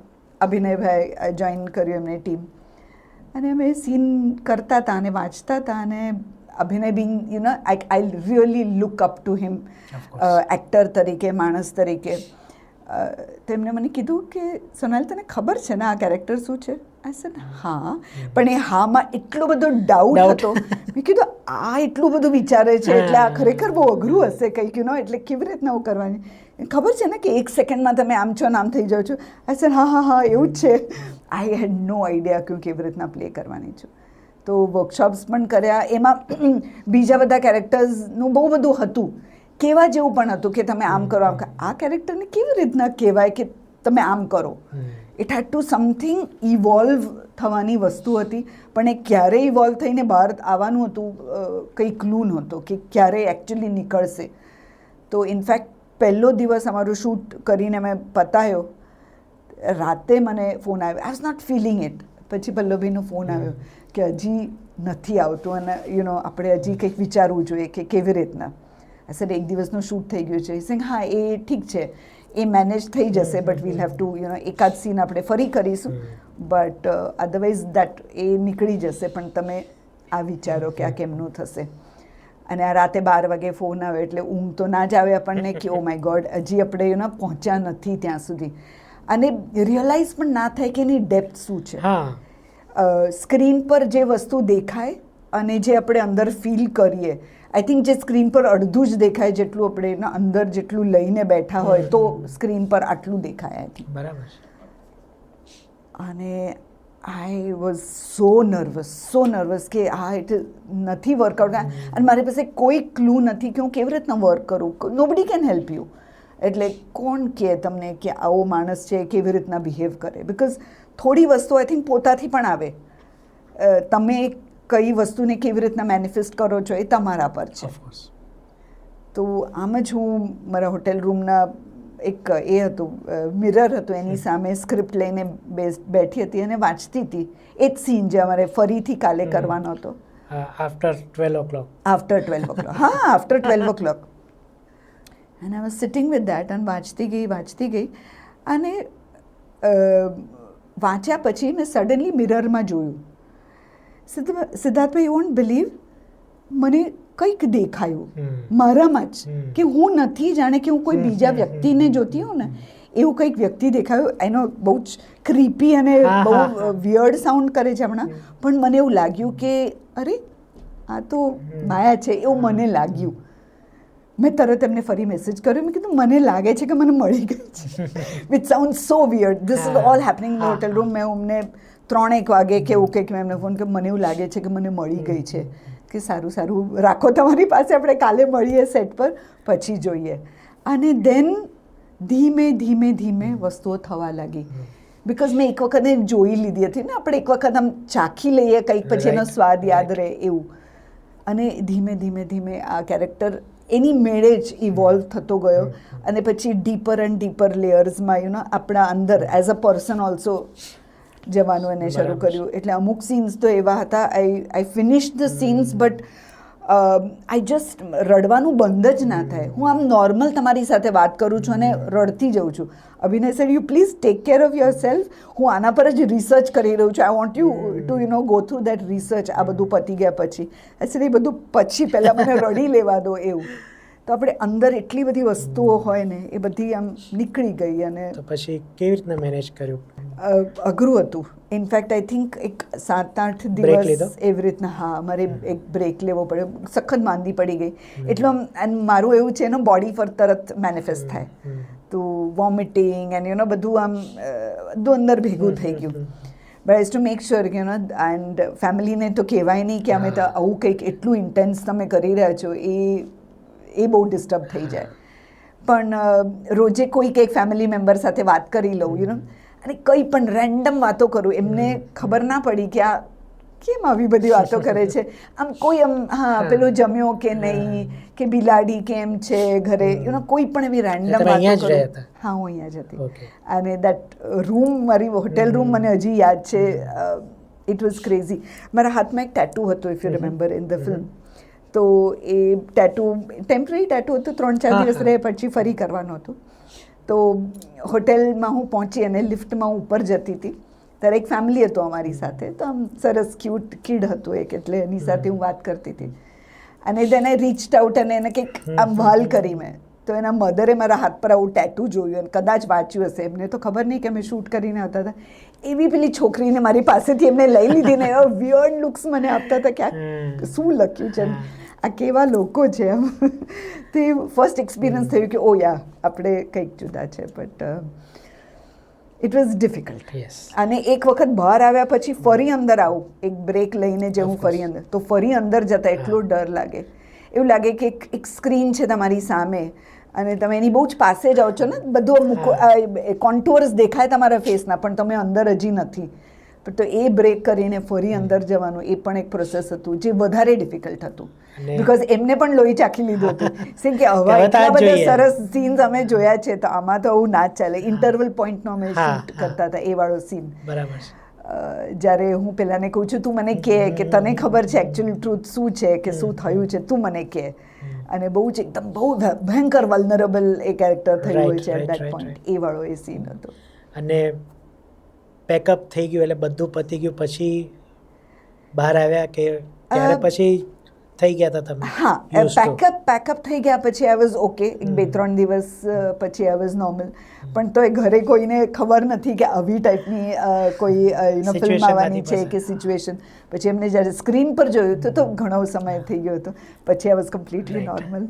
તો આમાંથી એક બીજું પણ આવે કે તમે કીધું જોડે રહો છો, તો આ કેરિયરમાં તો શું, એટલે એ લોકો હાઉ દે કોપ, કે શૂટિંગના ટાઈમ વિયર્ડ હોય, અમદાવાદ જવું પડે, કોઈક બીજી જગ્યાએ જવું પડે, તો તમારા સંતાન છે, મિસ્ટર દેસાઈ છે, તમારા સાસુ છે, તો કેવી રીતના તમે શરૂઆત તો ચાલો 1-2 વર્ષે એકાદ આવે, પણ હવે તમને અમે લગભગ દર વર્ષે 1-2 વખત જોઈએ છે, તો એ કેવી રીતના તમે મેનેજ કરો છો? કરેક્ટ.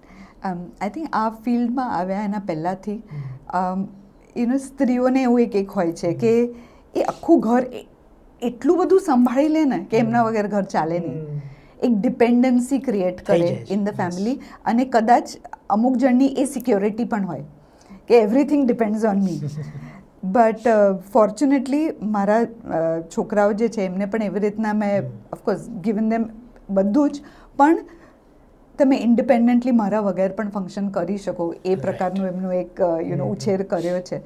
અને મારા મધર પણ વર્કિંગ મધર હતા, સો મેં એમને જોયા છે. સવાર થાય એટલે મમ્મી ઓફિસ સ્કૂલ પ્રિન્સિપલ હતા, જાય પાછા આવે, અને એમનું કામ કેટલું ઇમ્પોર્ટન્ટ છે એ પણ મને ખબર હતી. સો એવી રીતના જ મારા છોકરાઓને પણ ખબર છે કે હું જે કંઈ પણ કામ કરું છું ટુડે, આજે હું આ ફિલ્ડમાં છું એટલે તો એ કામ પણ ઇમ્પોર્ટન્ટ છે, અને important for my development, my happiness. અને હું જો હેપી રહું, ખુશ રહું, તો that happiness can spread. Of course. જો તમે કોઈ પણ કામ કરતા હોય અને અનહેપીલી કરતા હોય તો એ કામનું કોઈ વેલ્યુ નથી, કોઈ જ વેલ્યુ નથી. હું ઘરે બેસીને બધું જ કરતી હોઉં, પણ મારે રહેવું છે કોઈ સેટ પર અને કોઈ કેરેક્ટર પ્લે કરવું હોય તો એ કેટલી સેડ હું હોઉં, અને એ જ હું રેડિએટ કરું આખા ઘરમાં, તો એનો કંઈ મતલબ નથી. સો ઓફકોર્સ એક જવાબદારી પણ છે તમારા પર કે તમે આવા ફિલ્ડમાં છો, નવા લોકોને, કેટલા જાતના લોકોને તમે મળો છો, તો પોતાનું એક ડિગ્નિટી, પોતાની એક વસ્તુ કેવી રીતના મેન્ટેન કરીને તમે રાખો, અને છતાંય ફ્રેન્ડલી પણ રહો, એક બાઉન્ડ્રી પણ રહે અને ના પણ રહે. એ બહુ ડિફિકલ્ટ એવી એક સિચ્યુએશન હોય છે જ્યારે આપણે એક ફિલ્મ બનાવતા, એક ફેમિલી બનાવીએ છીએ, તો એ ફેમિલીવાળો બોન્ડ પણ રહેવો જોઈએ, અને પ્લસ એક પર્સનલ દાયરો તો છે જ તમારો, એ પણ ક્યાંક તૂટવો ના જોઈએ. તો આવી બધી સિચ્યુએશન્સ હેન્ડલ કરતાં આઈ થિંક સમ વિથ એજ અને તમારું ઘરનું કલ્ચર, જે બધી વસ્તુઓમાંથી તમે આવ્યા છો, એ બધું બહુ જ મોટું પાર્ટ પ્લે કરતું હોય છે. સો એ બધું જોડે ગમે તે રીતે આઈ ડોન્ટ નો, અને બહુ જ understanding family, husband, mother in law, બહુ જ એમને અભિમાન છે. કૌતુકને શું કહેવા તમારે ગુજરાતી? કૌતુક ગુજરાતી? ઓ ગુડ, તો મરાઠીમાં પણ સેમ છે. બહુ જ કૌતુક છે એમને, બે લેંગ્વેજ સરખી જ છે. હા, કે આ કામ તું કરી રહી છે અને બહુ સરસ રીતે કરી રહી છે. મીઠડા મહેમાન, એ પહેલાં, એટલે એમાં એક રેફરન્સ છે એના પર આપણે પહેલાં વાત કરેલી. મેં મારા રિવ્યૂમાં કીધું હતું કે આ મીઠડા મહેમાન જે છે ને, એ સોનાલીબેનનો અવાજ એટલો મીઠો છે કે કદાચ એના પરથી પડ્યો હોય. મને સૌથી ગમતી કોમ્પ્લિમેન્ટ એ છે. તો આની પાછળનો રાઝ શું છે? આટલો મીઠો અવાજ કોઈ ડીએનએમાં છે કે? આઈ ડોન્ટ નો. એટલે મેં સંગીત મેં શીખ્યું. હા, એટલે એ તો હોવો જ જોઈએ, પણ એ હતો એટલે તમે સંગીત શીખ્યા કે મમ્મીનો અવાજ છે કે કોઈ ફેમિલીમાં? મમ્મી પણ she is BEd in music, એમને પણ એમાં જ કર્યું છે. બટ એટલે અવાજની વાત છે, એમના ઉપરથી અવાજ ખબર નહીં, કઈ જ કલ્પના નથી. બિકોઝ મને ઓછું એવું કોમ્પ્લિમેન્ટ મળે છે કે મારો અવાજ કોઈને ગમે છે. એમાં તો મતલબ આઈ ડોન્ટ નો વાય, મેં એમાં તમારી એ પહેલાં 2-3 ફિલ્મો જોયેલી હતી, પણ એમાં મને અચાનક નોટિસ થયું કે અવાજ કેટલો મીઠો છે. ખાસ કરીને જ્યારે તમે ને આરોહી ભેગા હો છો ત્યારે, અને યશ સાથેનું જે ઇન્ટરેક્શન છે એમાં બહુ સ્ટ્રાઇકિંગ છે કે ના. કરેક્ટ. અને થોડું એવું પણ થયું છે કે જ્યારે હું સંગીત શીખતી હતી ત્યારે તમે વોઇસ કલ્ચરના ઘણા બધા એક્સરસાઇઝીસ તમે કરો, એનાથી એક ફરક તો કદાચ પડતો હશે. ઓફકોર્સ હમણાં હું બહુ એક્ટિવલી પ્રેક્ટિસ નથી કરતી, but I make sure at least આપણે જે દિવસે રેકોર્ડ કરતા હોય અને ડબ કરતા હોય એ દિવસે અમુક એક્સરસાઇઝ કરીને આવું, સો દેટ અવાજ ખુલે. તમારી વોઇસ નોટ આવે એટલે સાંભળવાની પણ એટલી જ મજા આવે.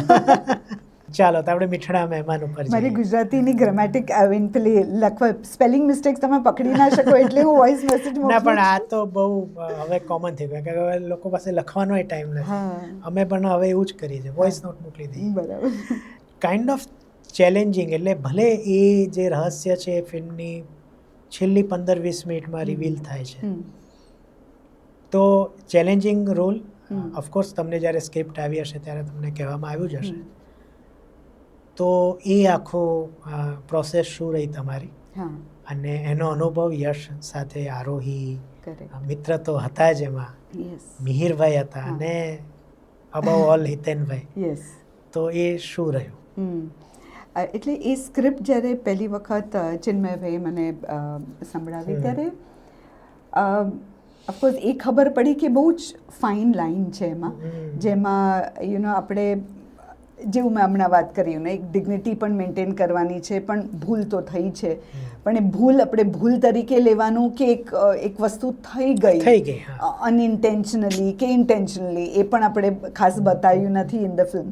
પણ આપણે, મારા મનમાં એવું હતું કે ઇન્ટેન્શનલ નહોતું, કંઈક થતાં કંઈક વસ્તુ થઈ ગઈ, અને but still that doesn't mean કે કેરેક્ટર ને એ એટલે લૂઝ કેરેક્ટર નથી, બહુ ડિગ્નિટીવાળું એ કેરેક્ટર છે જેનાથી એક વસ્તુ થઈ જાય છે એવું. તો અમે વાંચવાનું ચાલુ કર્યું, અને એક પર્ટિક્યુલર સીન છે જે મારાની યશ વચ્ચે છે. એક તો પોલીસ સ્ટેશનવાળો એક સીન છે, એ જ્યારે એ બહુ જ ગમે તેમ એક મધરને કહી દે, અને મારા પણ 2 દીકરાઓ છે, તો હું એકચ્યુઅલી એઝ એક છોકરાઓના એટલે બોયઝના મધરનો જ્યારે મને રોલ મળે ત્યારે હું બહુ વધારે સારી રીતે કનેક્ટ કરી શકું દેન ગર્લ્સ, બિકોઝ એ રિલેશન ઓલરેડી એક મેન્ટેન થઈ ગયું છે, એન્ડ એ ઇક્વેશન હું સમજું છું વધારે સારી રીતે. તો અને પછીનો એક સીન છે જે હોટલમાં એ આવીને મારી પાસે બેસે છે અને અન્ડરસ્ટેન્ડ કરે છે સિચ્યુએશન, નીચે બેસે છે ને, એ તો જોરદાર છે. તો એ સીન જ્યારે ક્યારે અમે ઇવન વાંચતા હતા, અત્યારે હું એ બાબતને ખાલી વિચારું છું તો એ મને એક સર્ટન ફિલિંગ્સ આવી જાય. એન્ડ એવરી ટાઈમ, એટલે નો મેટર અમે કેટલી વાર એ સીન રિહર્સ કર્યો હોય, એ સેમ મોડ પર આવીને ત્યાં જ આવું થઈ જાય મને ઓટોમેટિકલી. અને ચિન્મય વોઝ લાઈક, મેમ શું છે? આઈ સેડ આઈ ડોન્ટ નો શું છે, બટ એઝ વર્કિંગ મધર્સ આપણે પકડીએ કે એક ગિલ્ટ તો હોય જ આપણી અંદર કે આપણે કંઈક કરીએ છીએ, કંઈક છોડીને, ઓફકોર્સ આ લેવલનું ના હોય, પણ એ ગિલ્ટ જે છે એ આપણે બહુ ઇઝીલી ટેપ ઇન કરી શકીએ એઝ એન એક્ટર, બિકોઝ ઘણી બધી વખતે આપણે એક્સપિરિયન્સ કર્યું હોય, એન્ડ સ્પેશિયલી તમારા છોકરાઓ સાથે હોય તો હજી વધારે, મોર દેન એની અધર મેમ્બર ઇન ધ ફેમિલી. છોકરા સાથે જે ગિલ્ટવાળું ફિલિંગ આવે કે તમે એમને આંખને આંખ ના મેળવી શકો, એવું સિચ્યુએશન આવે તો કેટલું ખરાબ લાગી શકે કોઈ માને. તો એવું થયું, અને આઈ વોઝ લાઈક કન્વિન્સ્ડ કે આ પાર્ટ મારે જ કરવું જોઈએ. હી સેડ કે આવું છે, ઇવન કેડી સરે વાત કરી, તમને યુ નો કે તમે શું કરી રહ્યા છો, ને આઈ સેડ નહીં, મને ખબર છે, એન્ડ મારે કરવું છે. એન્ડ એ જ પ્રૂવ કરવા માટે કે આ વસ્તુ થઈ ગઈ છે, બટ એ માણસની ડિગ્નિટી, એ લેડીની ડિગ્નિટી ઇન્ટેક્ટ છે. તો એ ફાઇન લાઇન બરકરાર રાખીને જ આ વસ્તુ કરવી છે. તો કોઈને પણ જે જુએ એમને એવું ના લાગવું જોઈએ કે યાર કે ઓ માય ગોડ, એવું થવું જોઈએ, સિમ્પથી થવું જોઈએ આ કેરેક્ટર માટે, થવી જોઈએ આ કેરેક્ટર માટે. So uh that was my thought process કે એ મેન્ટેન કરીને આપણે દરેક સીન કરવાનો છે. તો at the end of the day તમે જ્યારે કહો છો કે એ કનેક્ટ થયું અને એ વસ્તુ બહાર આવી, તો આઈ એમ મોસ્ટ ગ્લેડ. અને આઈ થિંક એ રાતવાળો જે અમે આખી રાત શૂટ કરતા હતા, ફોર સમ રીઝન અમને ટાઈમસર એ જગ્યા ના મળી, જે રૂમ હતો એ ના મળ્યો, એટલે અમારે જે 4-5 વાગે શૂટ ચાલુ થવાનું હતું, 9-10 વાગે કંઈક રાતે ચાલુ થઈ, અને આખી રાત અમે શૂટ કર્યું. તો લિટરલી જે મોર્નિંગવાળો જે સીન બતાવ્યો છે એ રિયલ ટાઈમમાં જ શૂટ થયો છે એવું છે. ના, જે હોટેલમાં સનરાઈઝ થાય છે એ ઓલમોસ્ટ રિયલ ટાઈમમાં શૂટ થયું છે એવું છે. અને સીન પત્યો અને આખું જે બધું નીકળી જવાનું તે બધું નીકળી ગયું, અને અહીંથી અમારા ફોટા પણ છે બધા સોજી બધા આંખો એમ છે. એન્ડ ચિન્મયભાઈએ મને એટલી સરસ એક વસ્તુ કીધી, આઈ થિંક એ હું ચેરિશ કરીશ through out my life. He said, ma'am તમે અત્યાર સુધી ક્યાં હતા? અને હજુ રડવું આવ્યું મને ત્યાં જ કે યાર that is the best compliment કોઈ તમને આપી શકે as an actor. So I said, હું તો અહીંયા જ હતી, હમણાં આપણે મળ્યા, જેવો ટાઈમ હોય. And Siddharthbhai, I believe in one more thing.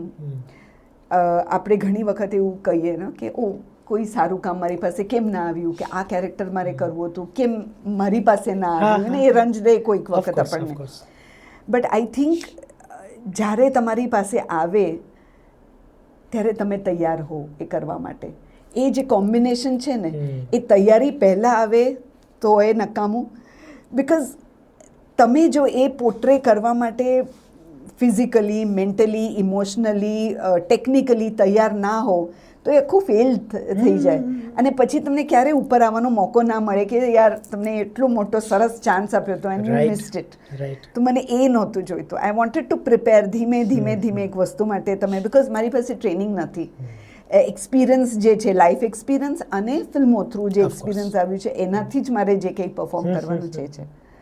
So I M so glad કે એવા ટાઈમે આવી કે I was ready for delivering something જે આટલું મેમોરેબલ તમારા માટે પણ છે. યશ સાથેનો અનુભવ બહુ જ સુંદર. ઇનફેક્ટ અમે થોડું પહેલાં પણ કર્યું છે. ઇફ યુ રિમેમ્બર, એક અમે સોંગ શૂટ જોડે કર્યું હતું, આવ્યો રે. એટલે એક છોકરો હોય છે જે ફોરેન રહે છે અને એની માં અહીંયા છે અને એને બર્થડે પર કે કોઈક સ્પેશિયલ ડે પર આવી નથી શકતો અને સરપ્રાઈઝ આપવા માટે આવે છે, એ બધું એક ગાયન. તો અમે એવું કામ કરેલું. એના પહેલાં પણ અમે એકાદ બે વસ્તુ જોડે કરી હતી, પણ ઓફકોર્સ આ બોન્ડ કંઈક એકદમ જ જુદો હતો. અને અમે જોડે રિહર્સ નહોતું કર્યું. મારા બધા રિહર્સલ્સ ચિન્મય સર સાથે જ હતા અને ફિલિંગ તો of course he new that it was there on point. પણ ઘણી વખત એ ફિલિંગ એકચ્યુઅલી છોકરો આવે ત્યારે થાય છે, નથી થતું. એવું લાગે કે તમે એટલી બધી વખત એ સિચ્યુએશનમાં ગયા છો મેન્ટલી કે યુ આર ઓવર ઇટ, પછી એ ઇમોશન્સ ના આવે તો એ કેમનું થશે.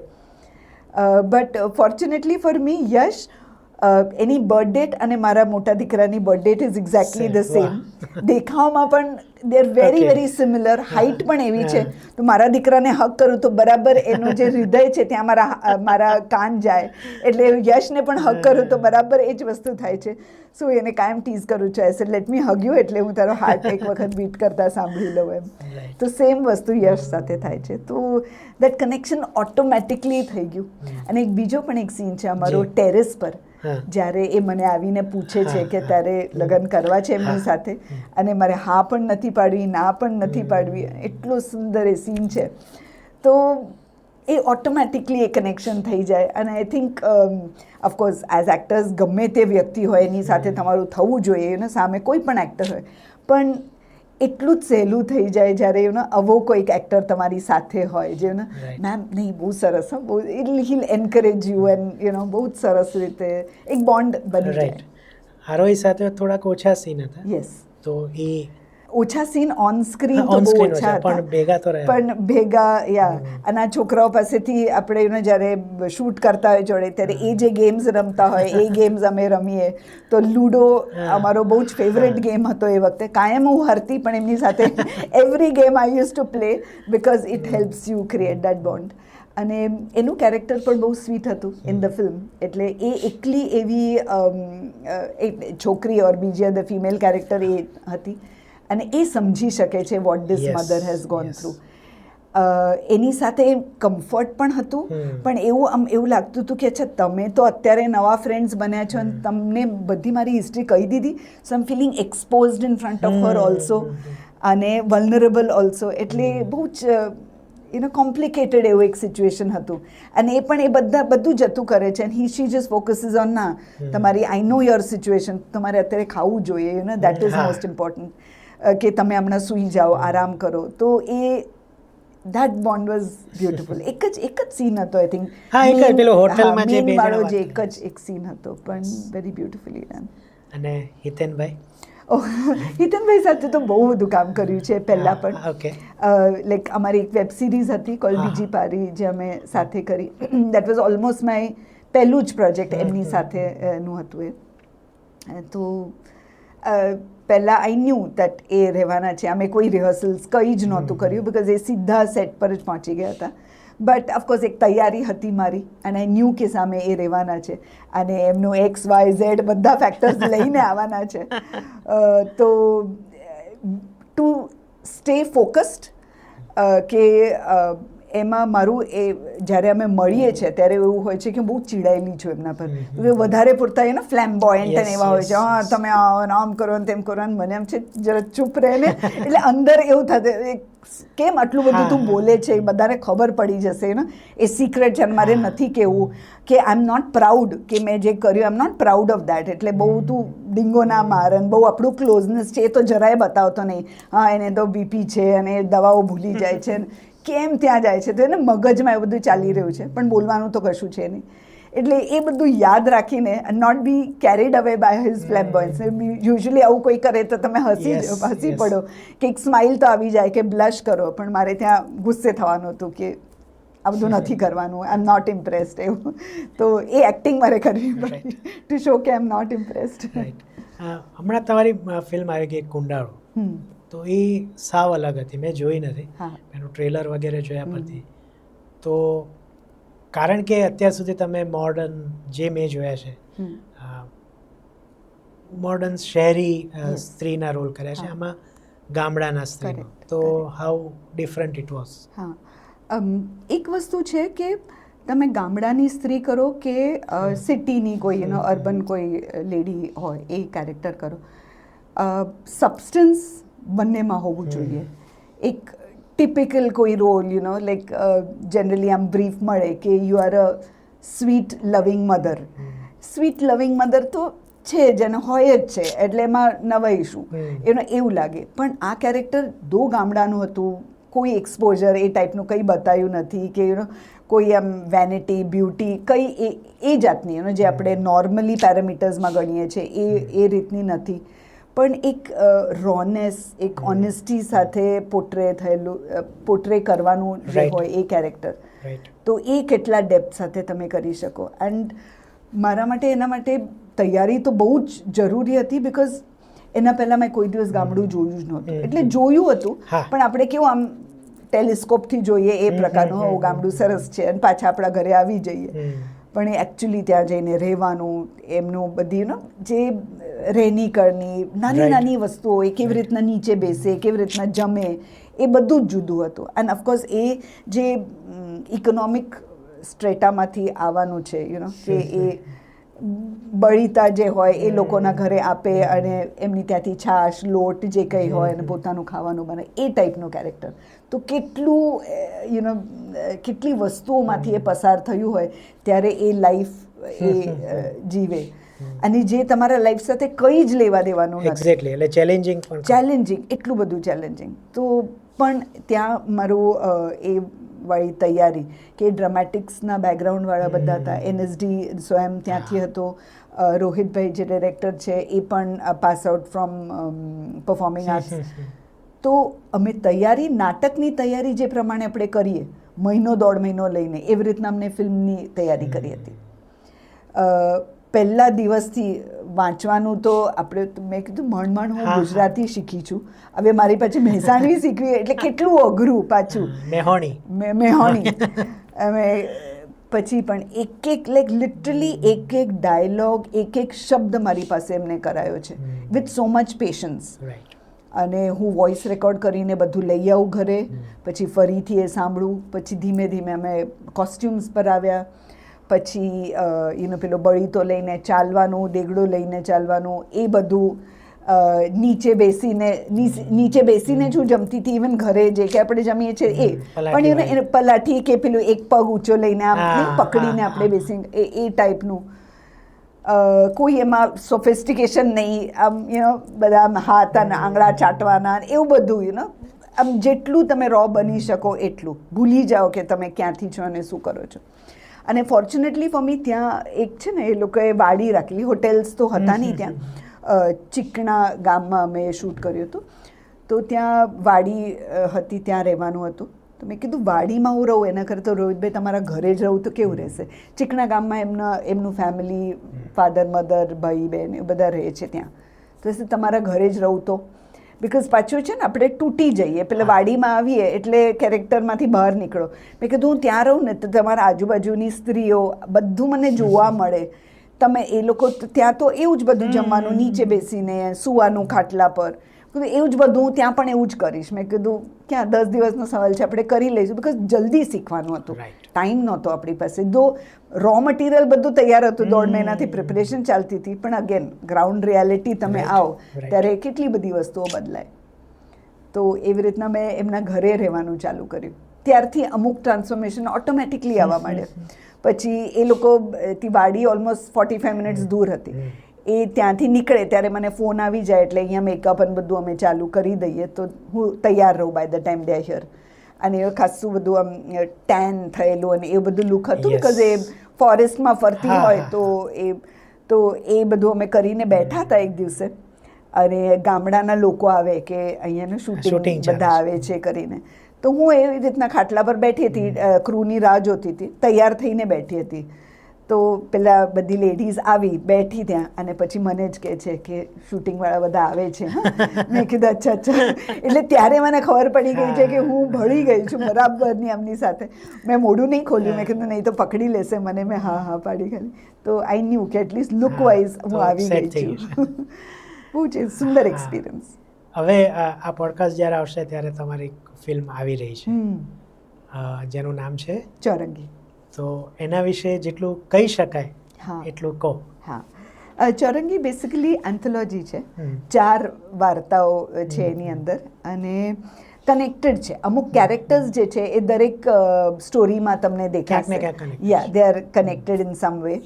અને એવી રિલેશનશિપ્સની વાત છે, અને એ રિલેશનશિપ્સ એક ક્રોસરોડ્સ, એક ચોરંગી પર આવીને ઊભા છે કે કઈ દિશામાં આ વસ્તુ જવાની છે. બે લોકો, અતૂટ પ્રેમ એમની વચ્ચે છે. બે લોકો એવા છે જેમાં એકનું પ્રેમ આપણને થોડું વધારે દેખાય છે, એકનું એવું લાગે કે ફોર ગ્રાન્ટેડ લે છે કે કોઈને રાઈડ પર લઈ જતા હોય ને કે ચલો જ્યાં સુધી ચાલે. એટલે એવું આપણને બધા ફિલિંગ્સ, જુદા જુદા રિલેશનશિપ્સની અંદર કેમિસ્ટ્રી એમની બિટવીન ધ 2 કેરેક્ટર્સ કેવી છે એ આપણને ખબર પડે. કે એક આમ જબરદસ્તી જોડવાનો પ્રયાસ છે પણ ક્યાંક મેળ નથી ખાતો, એવું બધું આપણને દેખાશે. અને એમાં સંજય ગોરડિયા સર છે, જે એક ઇમ્પોર્ટન્ટ ભૂમિકામાં છે. મેચ મેકર છે બેસિકલી એક, અને વર્ષોથી એ ગામડામાં ને પરિસરમાં ફરીને મેચ મેકિંગ કરે છે. તો અમુક એમના સક્સેસફુલ એક્ઝામ્પલ્સ, એમના non successful examples, unsuccessful examples એવા લઈને, તો સરસ ફિલ્મ છે, મજાની છે. અને એ કેરેક્ટર્સ એટલા બધા જુદા જુદા છે, બિકોઝ 4 સ્ટોરીઝ છે. તો ક્યાં ના ક્યાં આપણને એવું લાગશે કે અરે you can connect to at least one characters. અમુક એમાં એક ભાગ જે છે મારા સ્ટોરીમાં રિલેટેડ જે છે, એ એવી એક લેડી છે કે એની લાઈફ સારી કે ખરાબ, મેરિડ લાઈફ જેવી છે એવી, પણ એની એવી ઈચ્છા છે કે છોકરી તો પરણવી જ જોઈએ. અને છોકરી કહે છે કે શું છે, તને શું મળ્યું આ બધું કરીને કે તું મને પણ એ જ જગ્યાએ મોકલે છે. સો મારે બહુ સુંદર એક ડાયલોગ છે એમાં, વિચ આઈ સે કે હું શા માટે કોઈની ખામીઓ લઈને એમની બરાબરી કરું. કોઈ મારી રીતે ખરાબ રીતે વર્તે કે કોઈ ખરાબ વસ્તુ કરે તો મારે એ જ વસ્તુ રિપીટ કરવાની જરૂર નથી ટુ ટીચ દેટ પર્સન. એક લેસન આપવા માટે એ જ વસ્તુ મારે કરવાની જરૂર નથી. હું કંઈક જુદું પણ કરી શકું, આમાંથી બહાર પણ આવી શકું. તો સુંદર એક લાઈન છે. અને મારી સ્ટોરી જે છે શહેરમાં ચાલુ થાય અને મુંબઈના દરિયા પર આવીને પૂરી થાય, જ્યાં એક વસ્તુ આપણે દરિયામાં બધું સરેન્ડર કરીએ, પોઝિટિવ વસ્તુઓ લઈને આવીએ, એ ટાઈપનો એક. અને હવે શું આવે છે બસ ચોરંગી હવે પછી? એકાદ ફિલ્મ આઈ થિંક ચોરંગી પછી હજી છે ઓન હોલ્ડ, જે કદાચ 26માં રિલીઝ થવાની છે. ઘણા વખત પહેલાં મેં શૂટ કરી છે પણ નોટ રિલીઝ યet. કોઈ શૂટ ચાલે છે? ના, હોપિંગ ટુ સ્ટાર્ટ ફેબ્રુઆરીમાં કંઈક ચાલુ કરવાનું છે. ગુજરાતી ફિલ્મ ઇન્ડસ્ટ્રીમાં ફિમેલ ને કેવી રીતના ટ્રીટ કરવામાં આવે છે?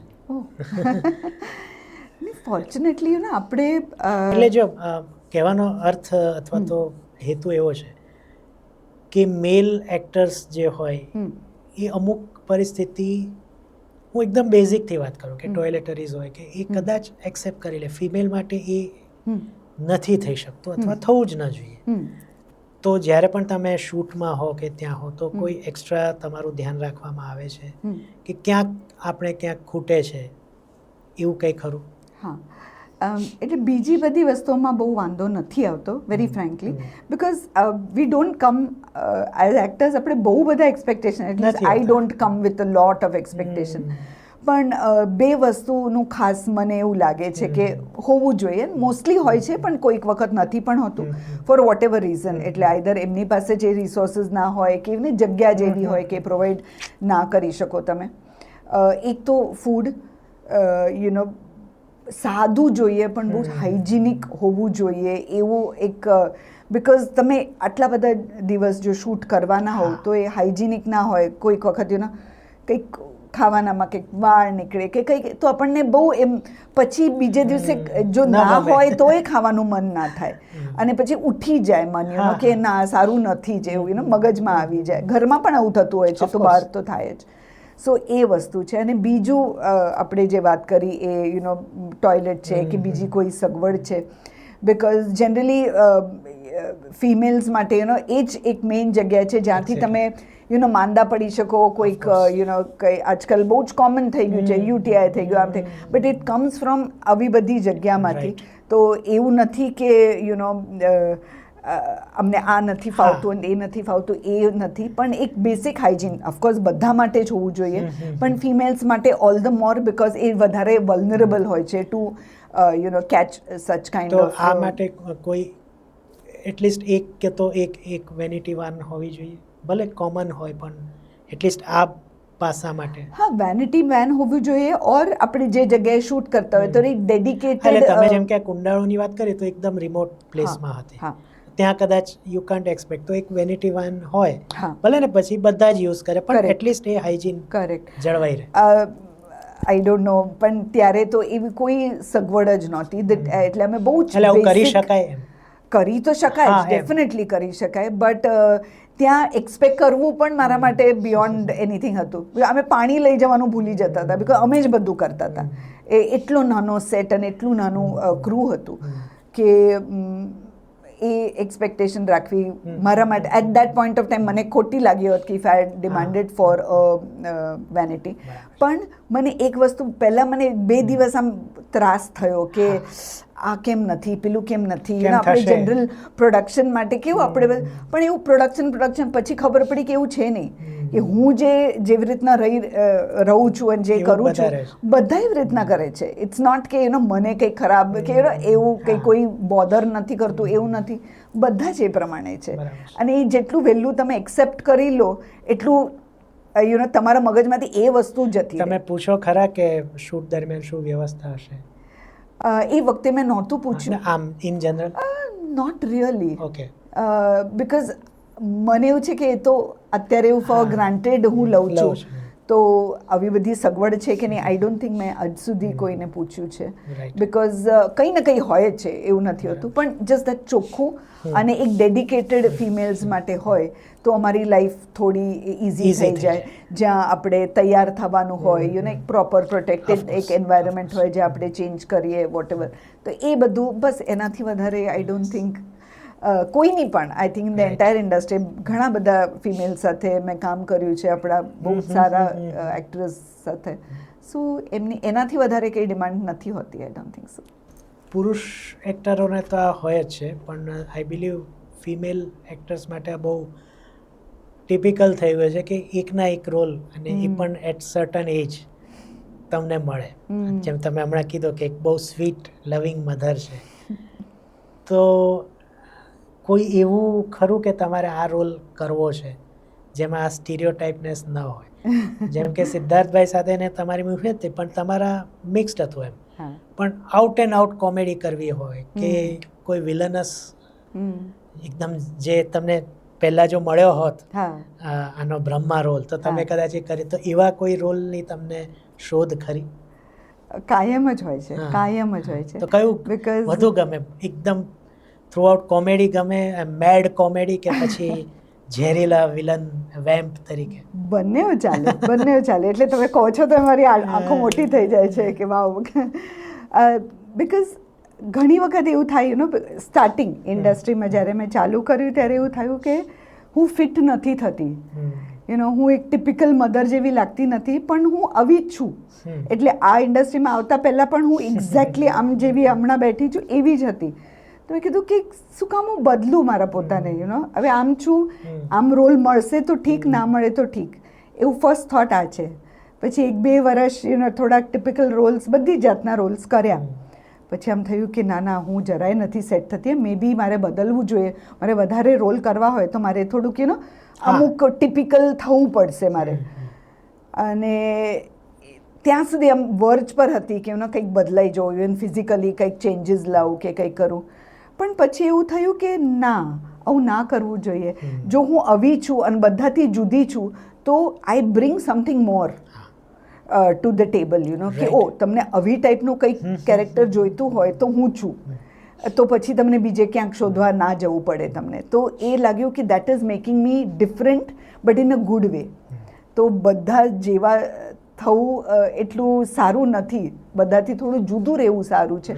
અને એ જુદા થવા માટે મારે કોઈ પ્રયત્ન ના કરવા પડે, હું જેમ છે એમ જ રહેવાની છું. તો you don't change your self. તારા માટે જે કંઈક લખાયેલું હશે ના લખાયેલું હોય તો ઓકે ઠીક છે, પછી નહીં આવે, પણ લખાયેલું હશે અને કંઈક તારામાં કંઈક દેખાશે તો those kind of roles will come to you. તો એવી રીતના જ્યારે મિલેનિયલ જિંદગી માટે જ્યારે હું પલ્લવભાઈને મળી તો એમને મને આ રૂપમાં જોઈ જે હું સેટ પર જાઉં એવું. તો એમને એવું થયું કે હા કદાચ કમિશનર આ કરી શકે.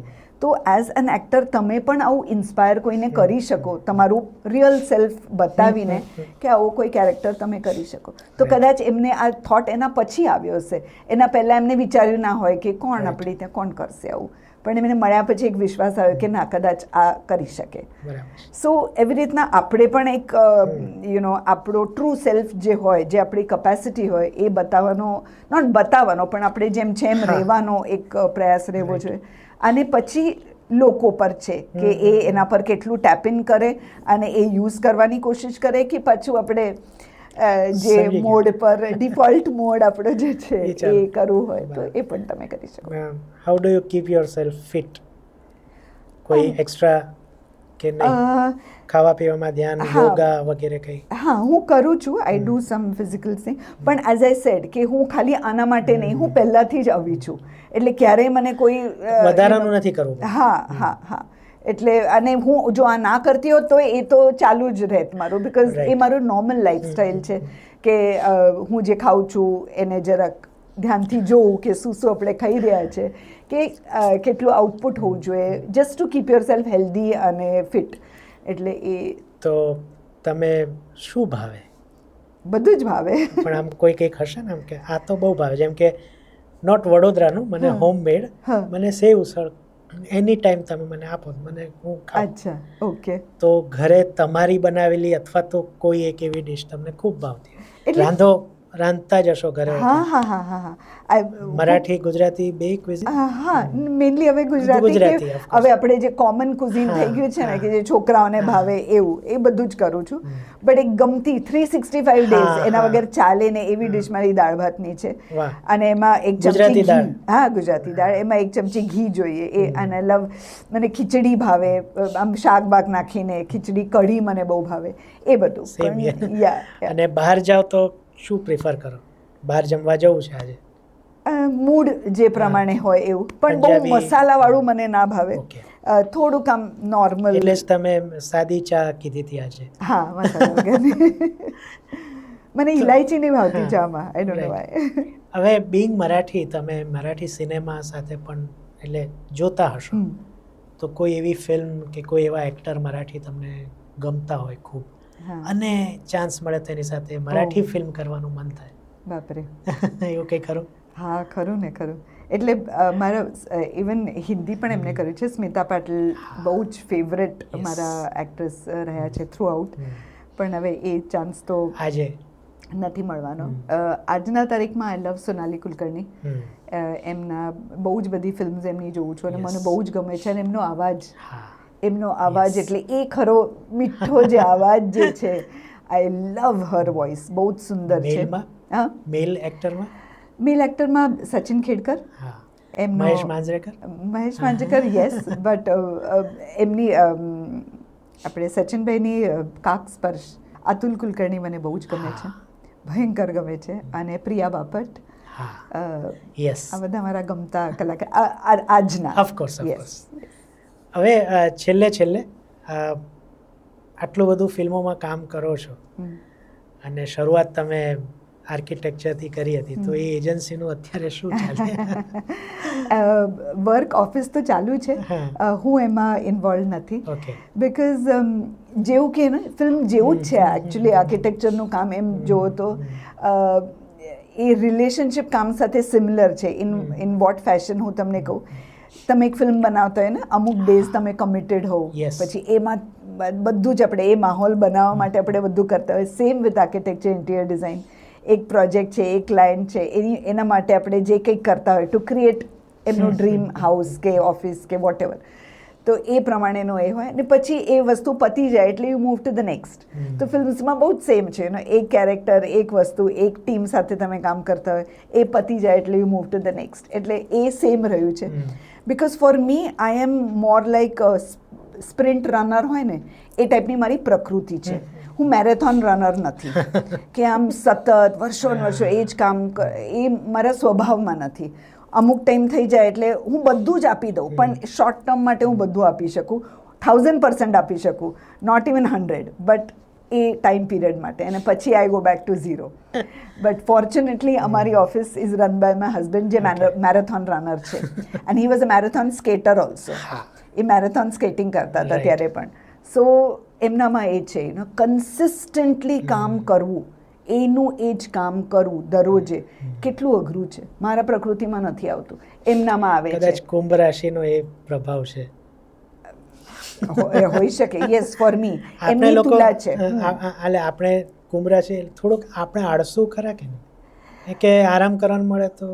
હા, એટલે મારા બે એક્સ્ટ્રીમ્સ છે. હું જે દિવસે આરામ કરું ને એ દિવસે હું ઊભા પણ નહીં થાવ. એક ખુરશીમાં બેસી રહી, એક દિવસ એવો આવે, એક દિવસ કે આજે કશું જ નથી કરવું. હા, એવો આવે, અને પછી બીજા દિવસે એ ગિલ્ટમાં હું વધારે કંઈક કરી કાઢું. Same, exactly like that. તો એટલે બીજે દિવસે નહીં, 3-4 દિવસે ગિલ્ટ ચાલે, અરે તે દિવસે ખોટું આપણે. હા, એટલે my life is like a roller coaster જેવું છે, અને એમની લાઈફ આમ એક ધારે ચાલ્યા કરે. સો વી બેલેન્સ ઈચ અધર આઉટ, પેલું ECGમાં નહીં, એક લાઈન આવે અને પછી ઉપર નીચે જતું એ હું છું, અને એક સ્થિર લાઈન. આમ પણ કુંભ અને તુલા નું બેલેન્સ સારું હોય છે. મારે ઘરે પણ તુલા રાશિ જ છે. બરાબર. તો આજના તારીખે પણ ઓફિસ એ સંભાળે છે, બિકોઝ એમાં છે ને ક્લાયન્ટ સાથે તમારું એક રિલેશનશિપ બની જાય, અને એક વખત તમે પ્રોજેક્ટ ચાલુ કરો એટલે પછી જ્યાં સુધી પતે નહીં એ રિલેશનશિપ એ તમારે મેન્ટેન કરવું પડે. નહીં તો અડધ વચ્ચે એમને છોડી દો ને તો એવું લાગે કે ક્યાં ગયા હવે, આમ અધૂરું લાગે, એવું લાગે કે એમ વચ્ચે પ્રોબ્લેમ ના તમે આમ છોડીને હાથ ધોઈને જતા રહ્યા એવું લાગે. સો એ બહુ સારી ફિલિંગ નથી. અને જ્યારે તમે પ્રોજેક્ટ કરો, કોઈનું પણ ઘર હોય, ઓફિસ હોય, એમનું બધું આપી દેતા હોય એ પ્રોજેક્ટને, ફાઇનાન્શિયલી, ઇમોશનલી. તો you have to be with the client throughout. એમને વચ્ચેથી તમારાથી છોડાય નહીં.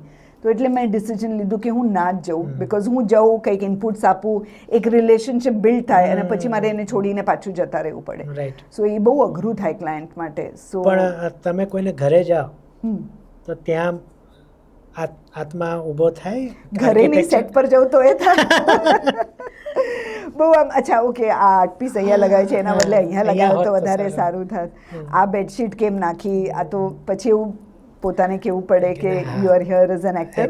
આ બેડશીટ તમારા ઘરની છે તો પ્રોબ્લી તમે જ સિલેક્ટ કરીને લાવે છે, તો યુ બેટર લાઈક ઇટ. એટલે આવું કહેવું પડે પોતાને. પણ એ ડિસ્ટન્સ મેન્ટેન કરવું પહેલાં બહુ અઘરું થતું હતું, હવે ઇઝીયર થઈ ગયું છે. થેન્ક યુ વેરી મચ સોનાલીબેન, તમે આવ્યા અને ખૂબ મજા આવી. Thank you. ખૂબ સરસ વાતો કરી આપણે, અને ફરીથી મળીશું કોઈ વખત, વધુ તમારી ફિલ્મો આવી હશે એની ચર્ચા વિશે. ડેફિનેટલી. અને તમે એટલા બધા કોમ્પ્લિમેન્ટ્સ મને આપ્યા. I want to give you one compliment. Sure. The only reason for me to come here is હું તમારું યુટ્યુબ પર અને તમારા ઇન્સ્ટા પેજ પર તમારું જોતી હોઉં છું, and I think whatever you say બહુ જ ઓનેસ્ટ હોય છે, અને અર્નસ્ટ તમારી ઈચ્છા છે કે હું જે મને લાગે એ કહેવું, વિથ નો બાયસ. એ મારું સૌથી ગમતો પોઈન્ટ તમારો એ છે. નો મેટર કોઈ પણ હોય ફિલ્મમાં, પણ તમે એને ફિલ્મ તરીકે એનું જે એકચ્યુઅલી જે સ્ક્રીન પર બતાવ્યું એ જ રીતે એને જજ કરતા મને ખબર પડે છે. એક્ઝેક્ટલી. અને આઈ કેન સી દેટ અર્નસ્ટનેસ એ દેખાય છે એમાં. તો એટલે જ મારી ઈચ્છા હતી કે અહીંયા આવું અને તમારી સાથે વાતો કરું. સો ઇટ વોઝ માય પ્લેઝર. તો હવે સોનાલીબેને કહી દીધું છે એટલે હવે તો ચેનલ સબસ્ક્રાઇબ કરી જ દેજો જો હજી સુધી કરી નથી તો. અને આપણે મળતા રહીશું નવા મહેમાનો સાથે, નવા ગુજરાતીઓ સાથે. અને બસ ચેનલ સબસ્ક્રાઇબ ન કરીએ તો કરી દેજો, વિડીયો લાઇક કરી દેજો. સોનાલીબેનને કંઈ કહેવું હોય તો કમેન્ટમાં જરૂર કહેજો, હું તમારી વાત એમને સુધી પહોંચાડીશ, અને પોસિબલ હશે ત્યારે એમને જવાબ પણ તમને આપશે. તો બસ ફરીથી મળીએ પોડકાસ્ટ ડાયરીઝમાં કોઈ નવા મહેમાન સાથે. આ પાનું આપણે આજે ઉલટાવીએ છીએ ડાયરીઝનું. ફરીથી મળીએ, ત્યાં સુધી સિદ્ધાર્થ શાહને આજ્ઞા આપો અને તમને બધાને આવજો. Thank you.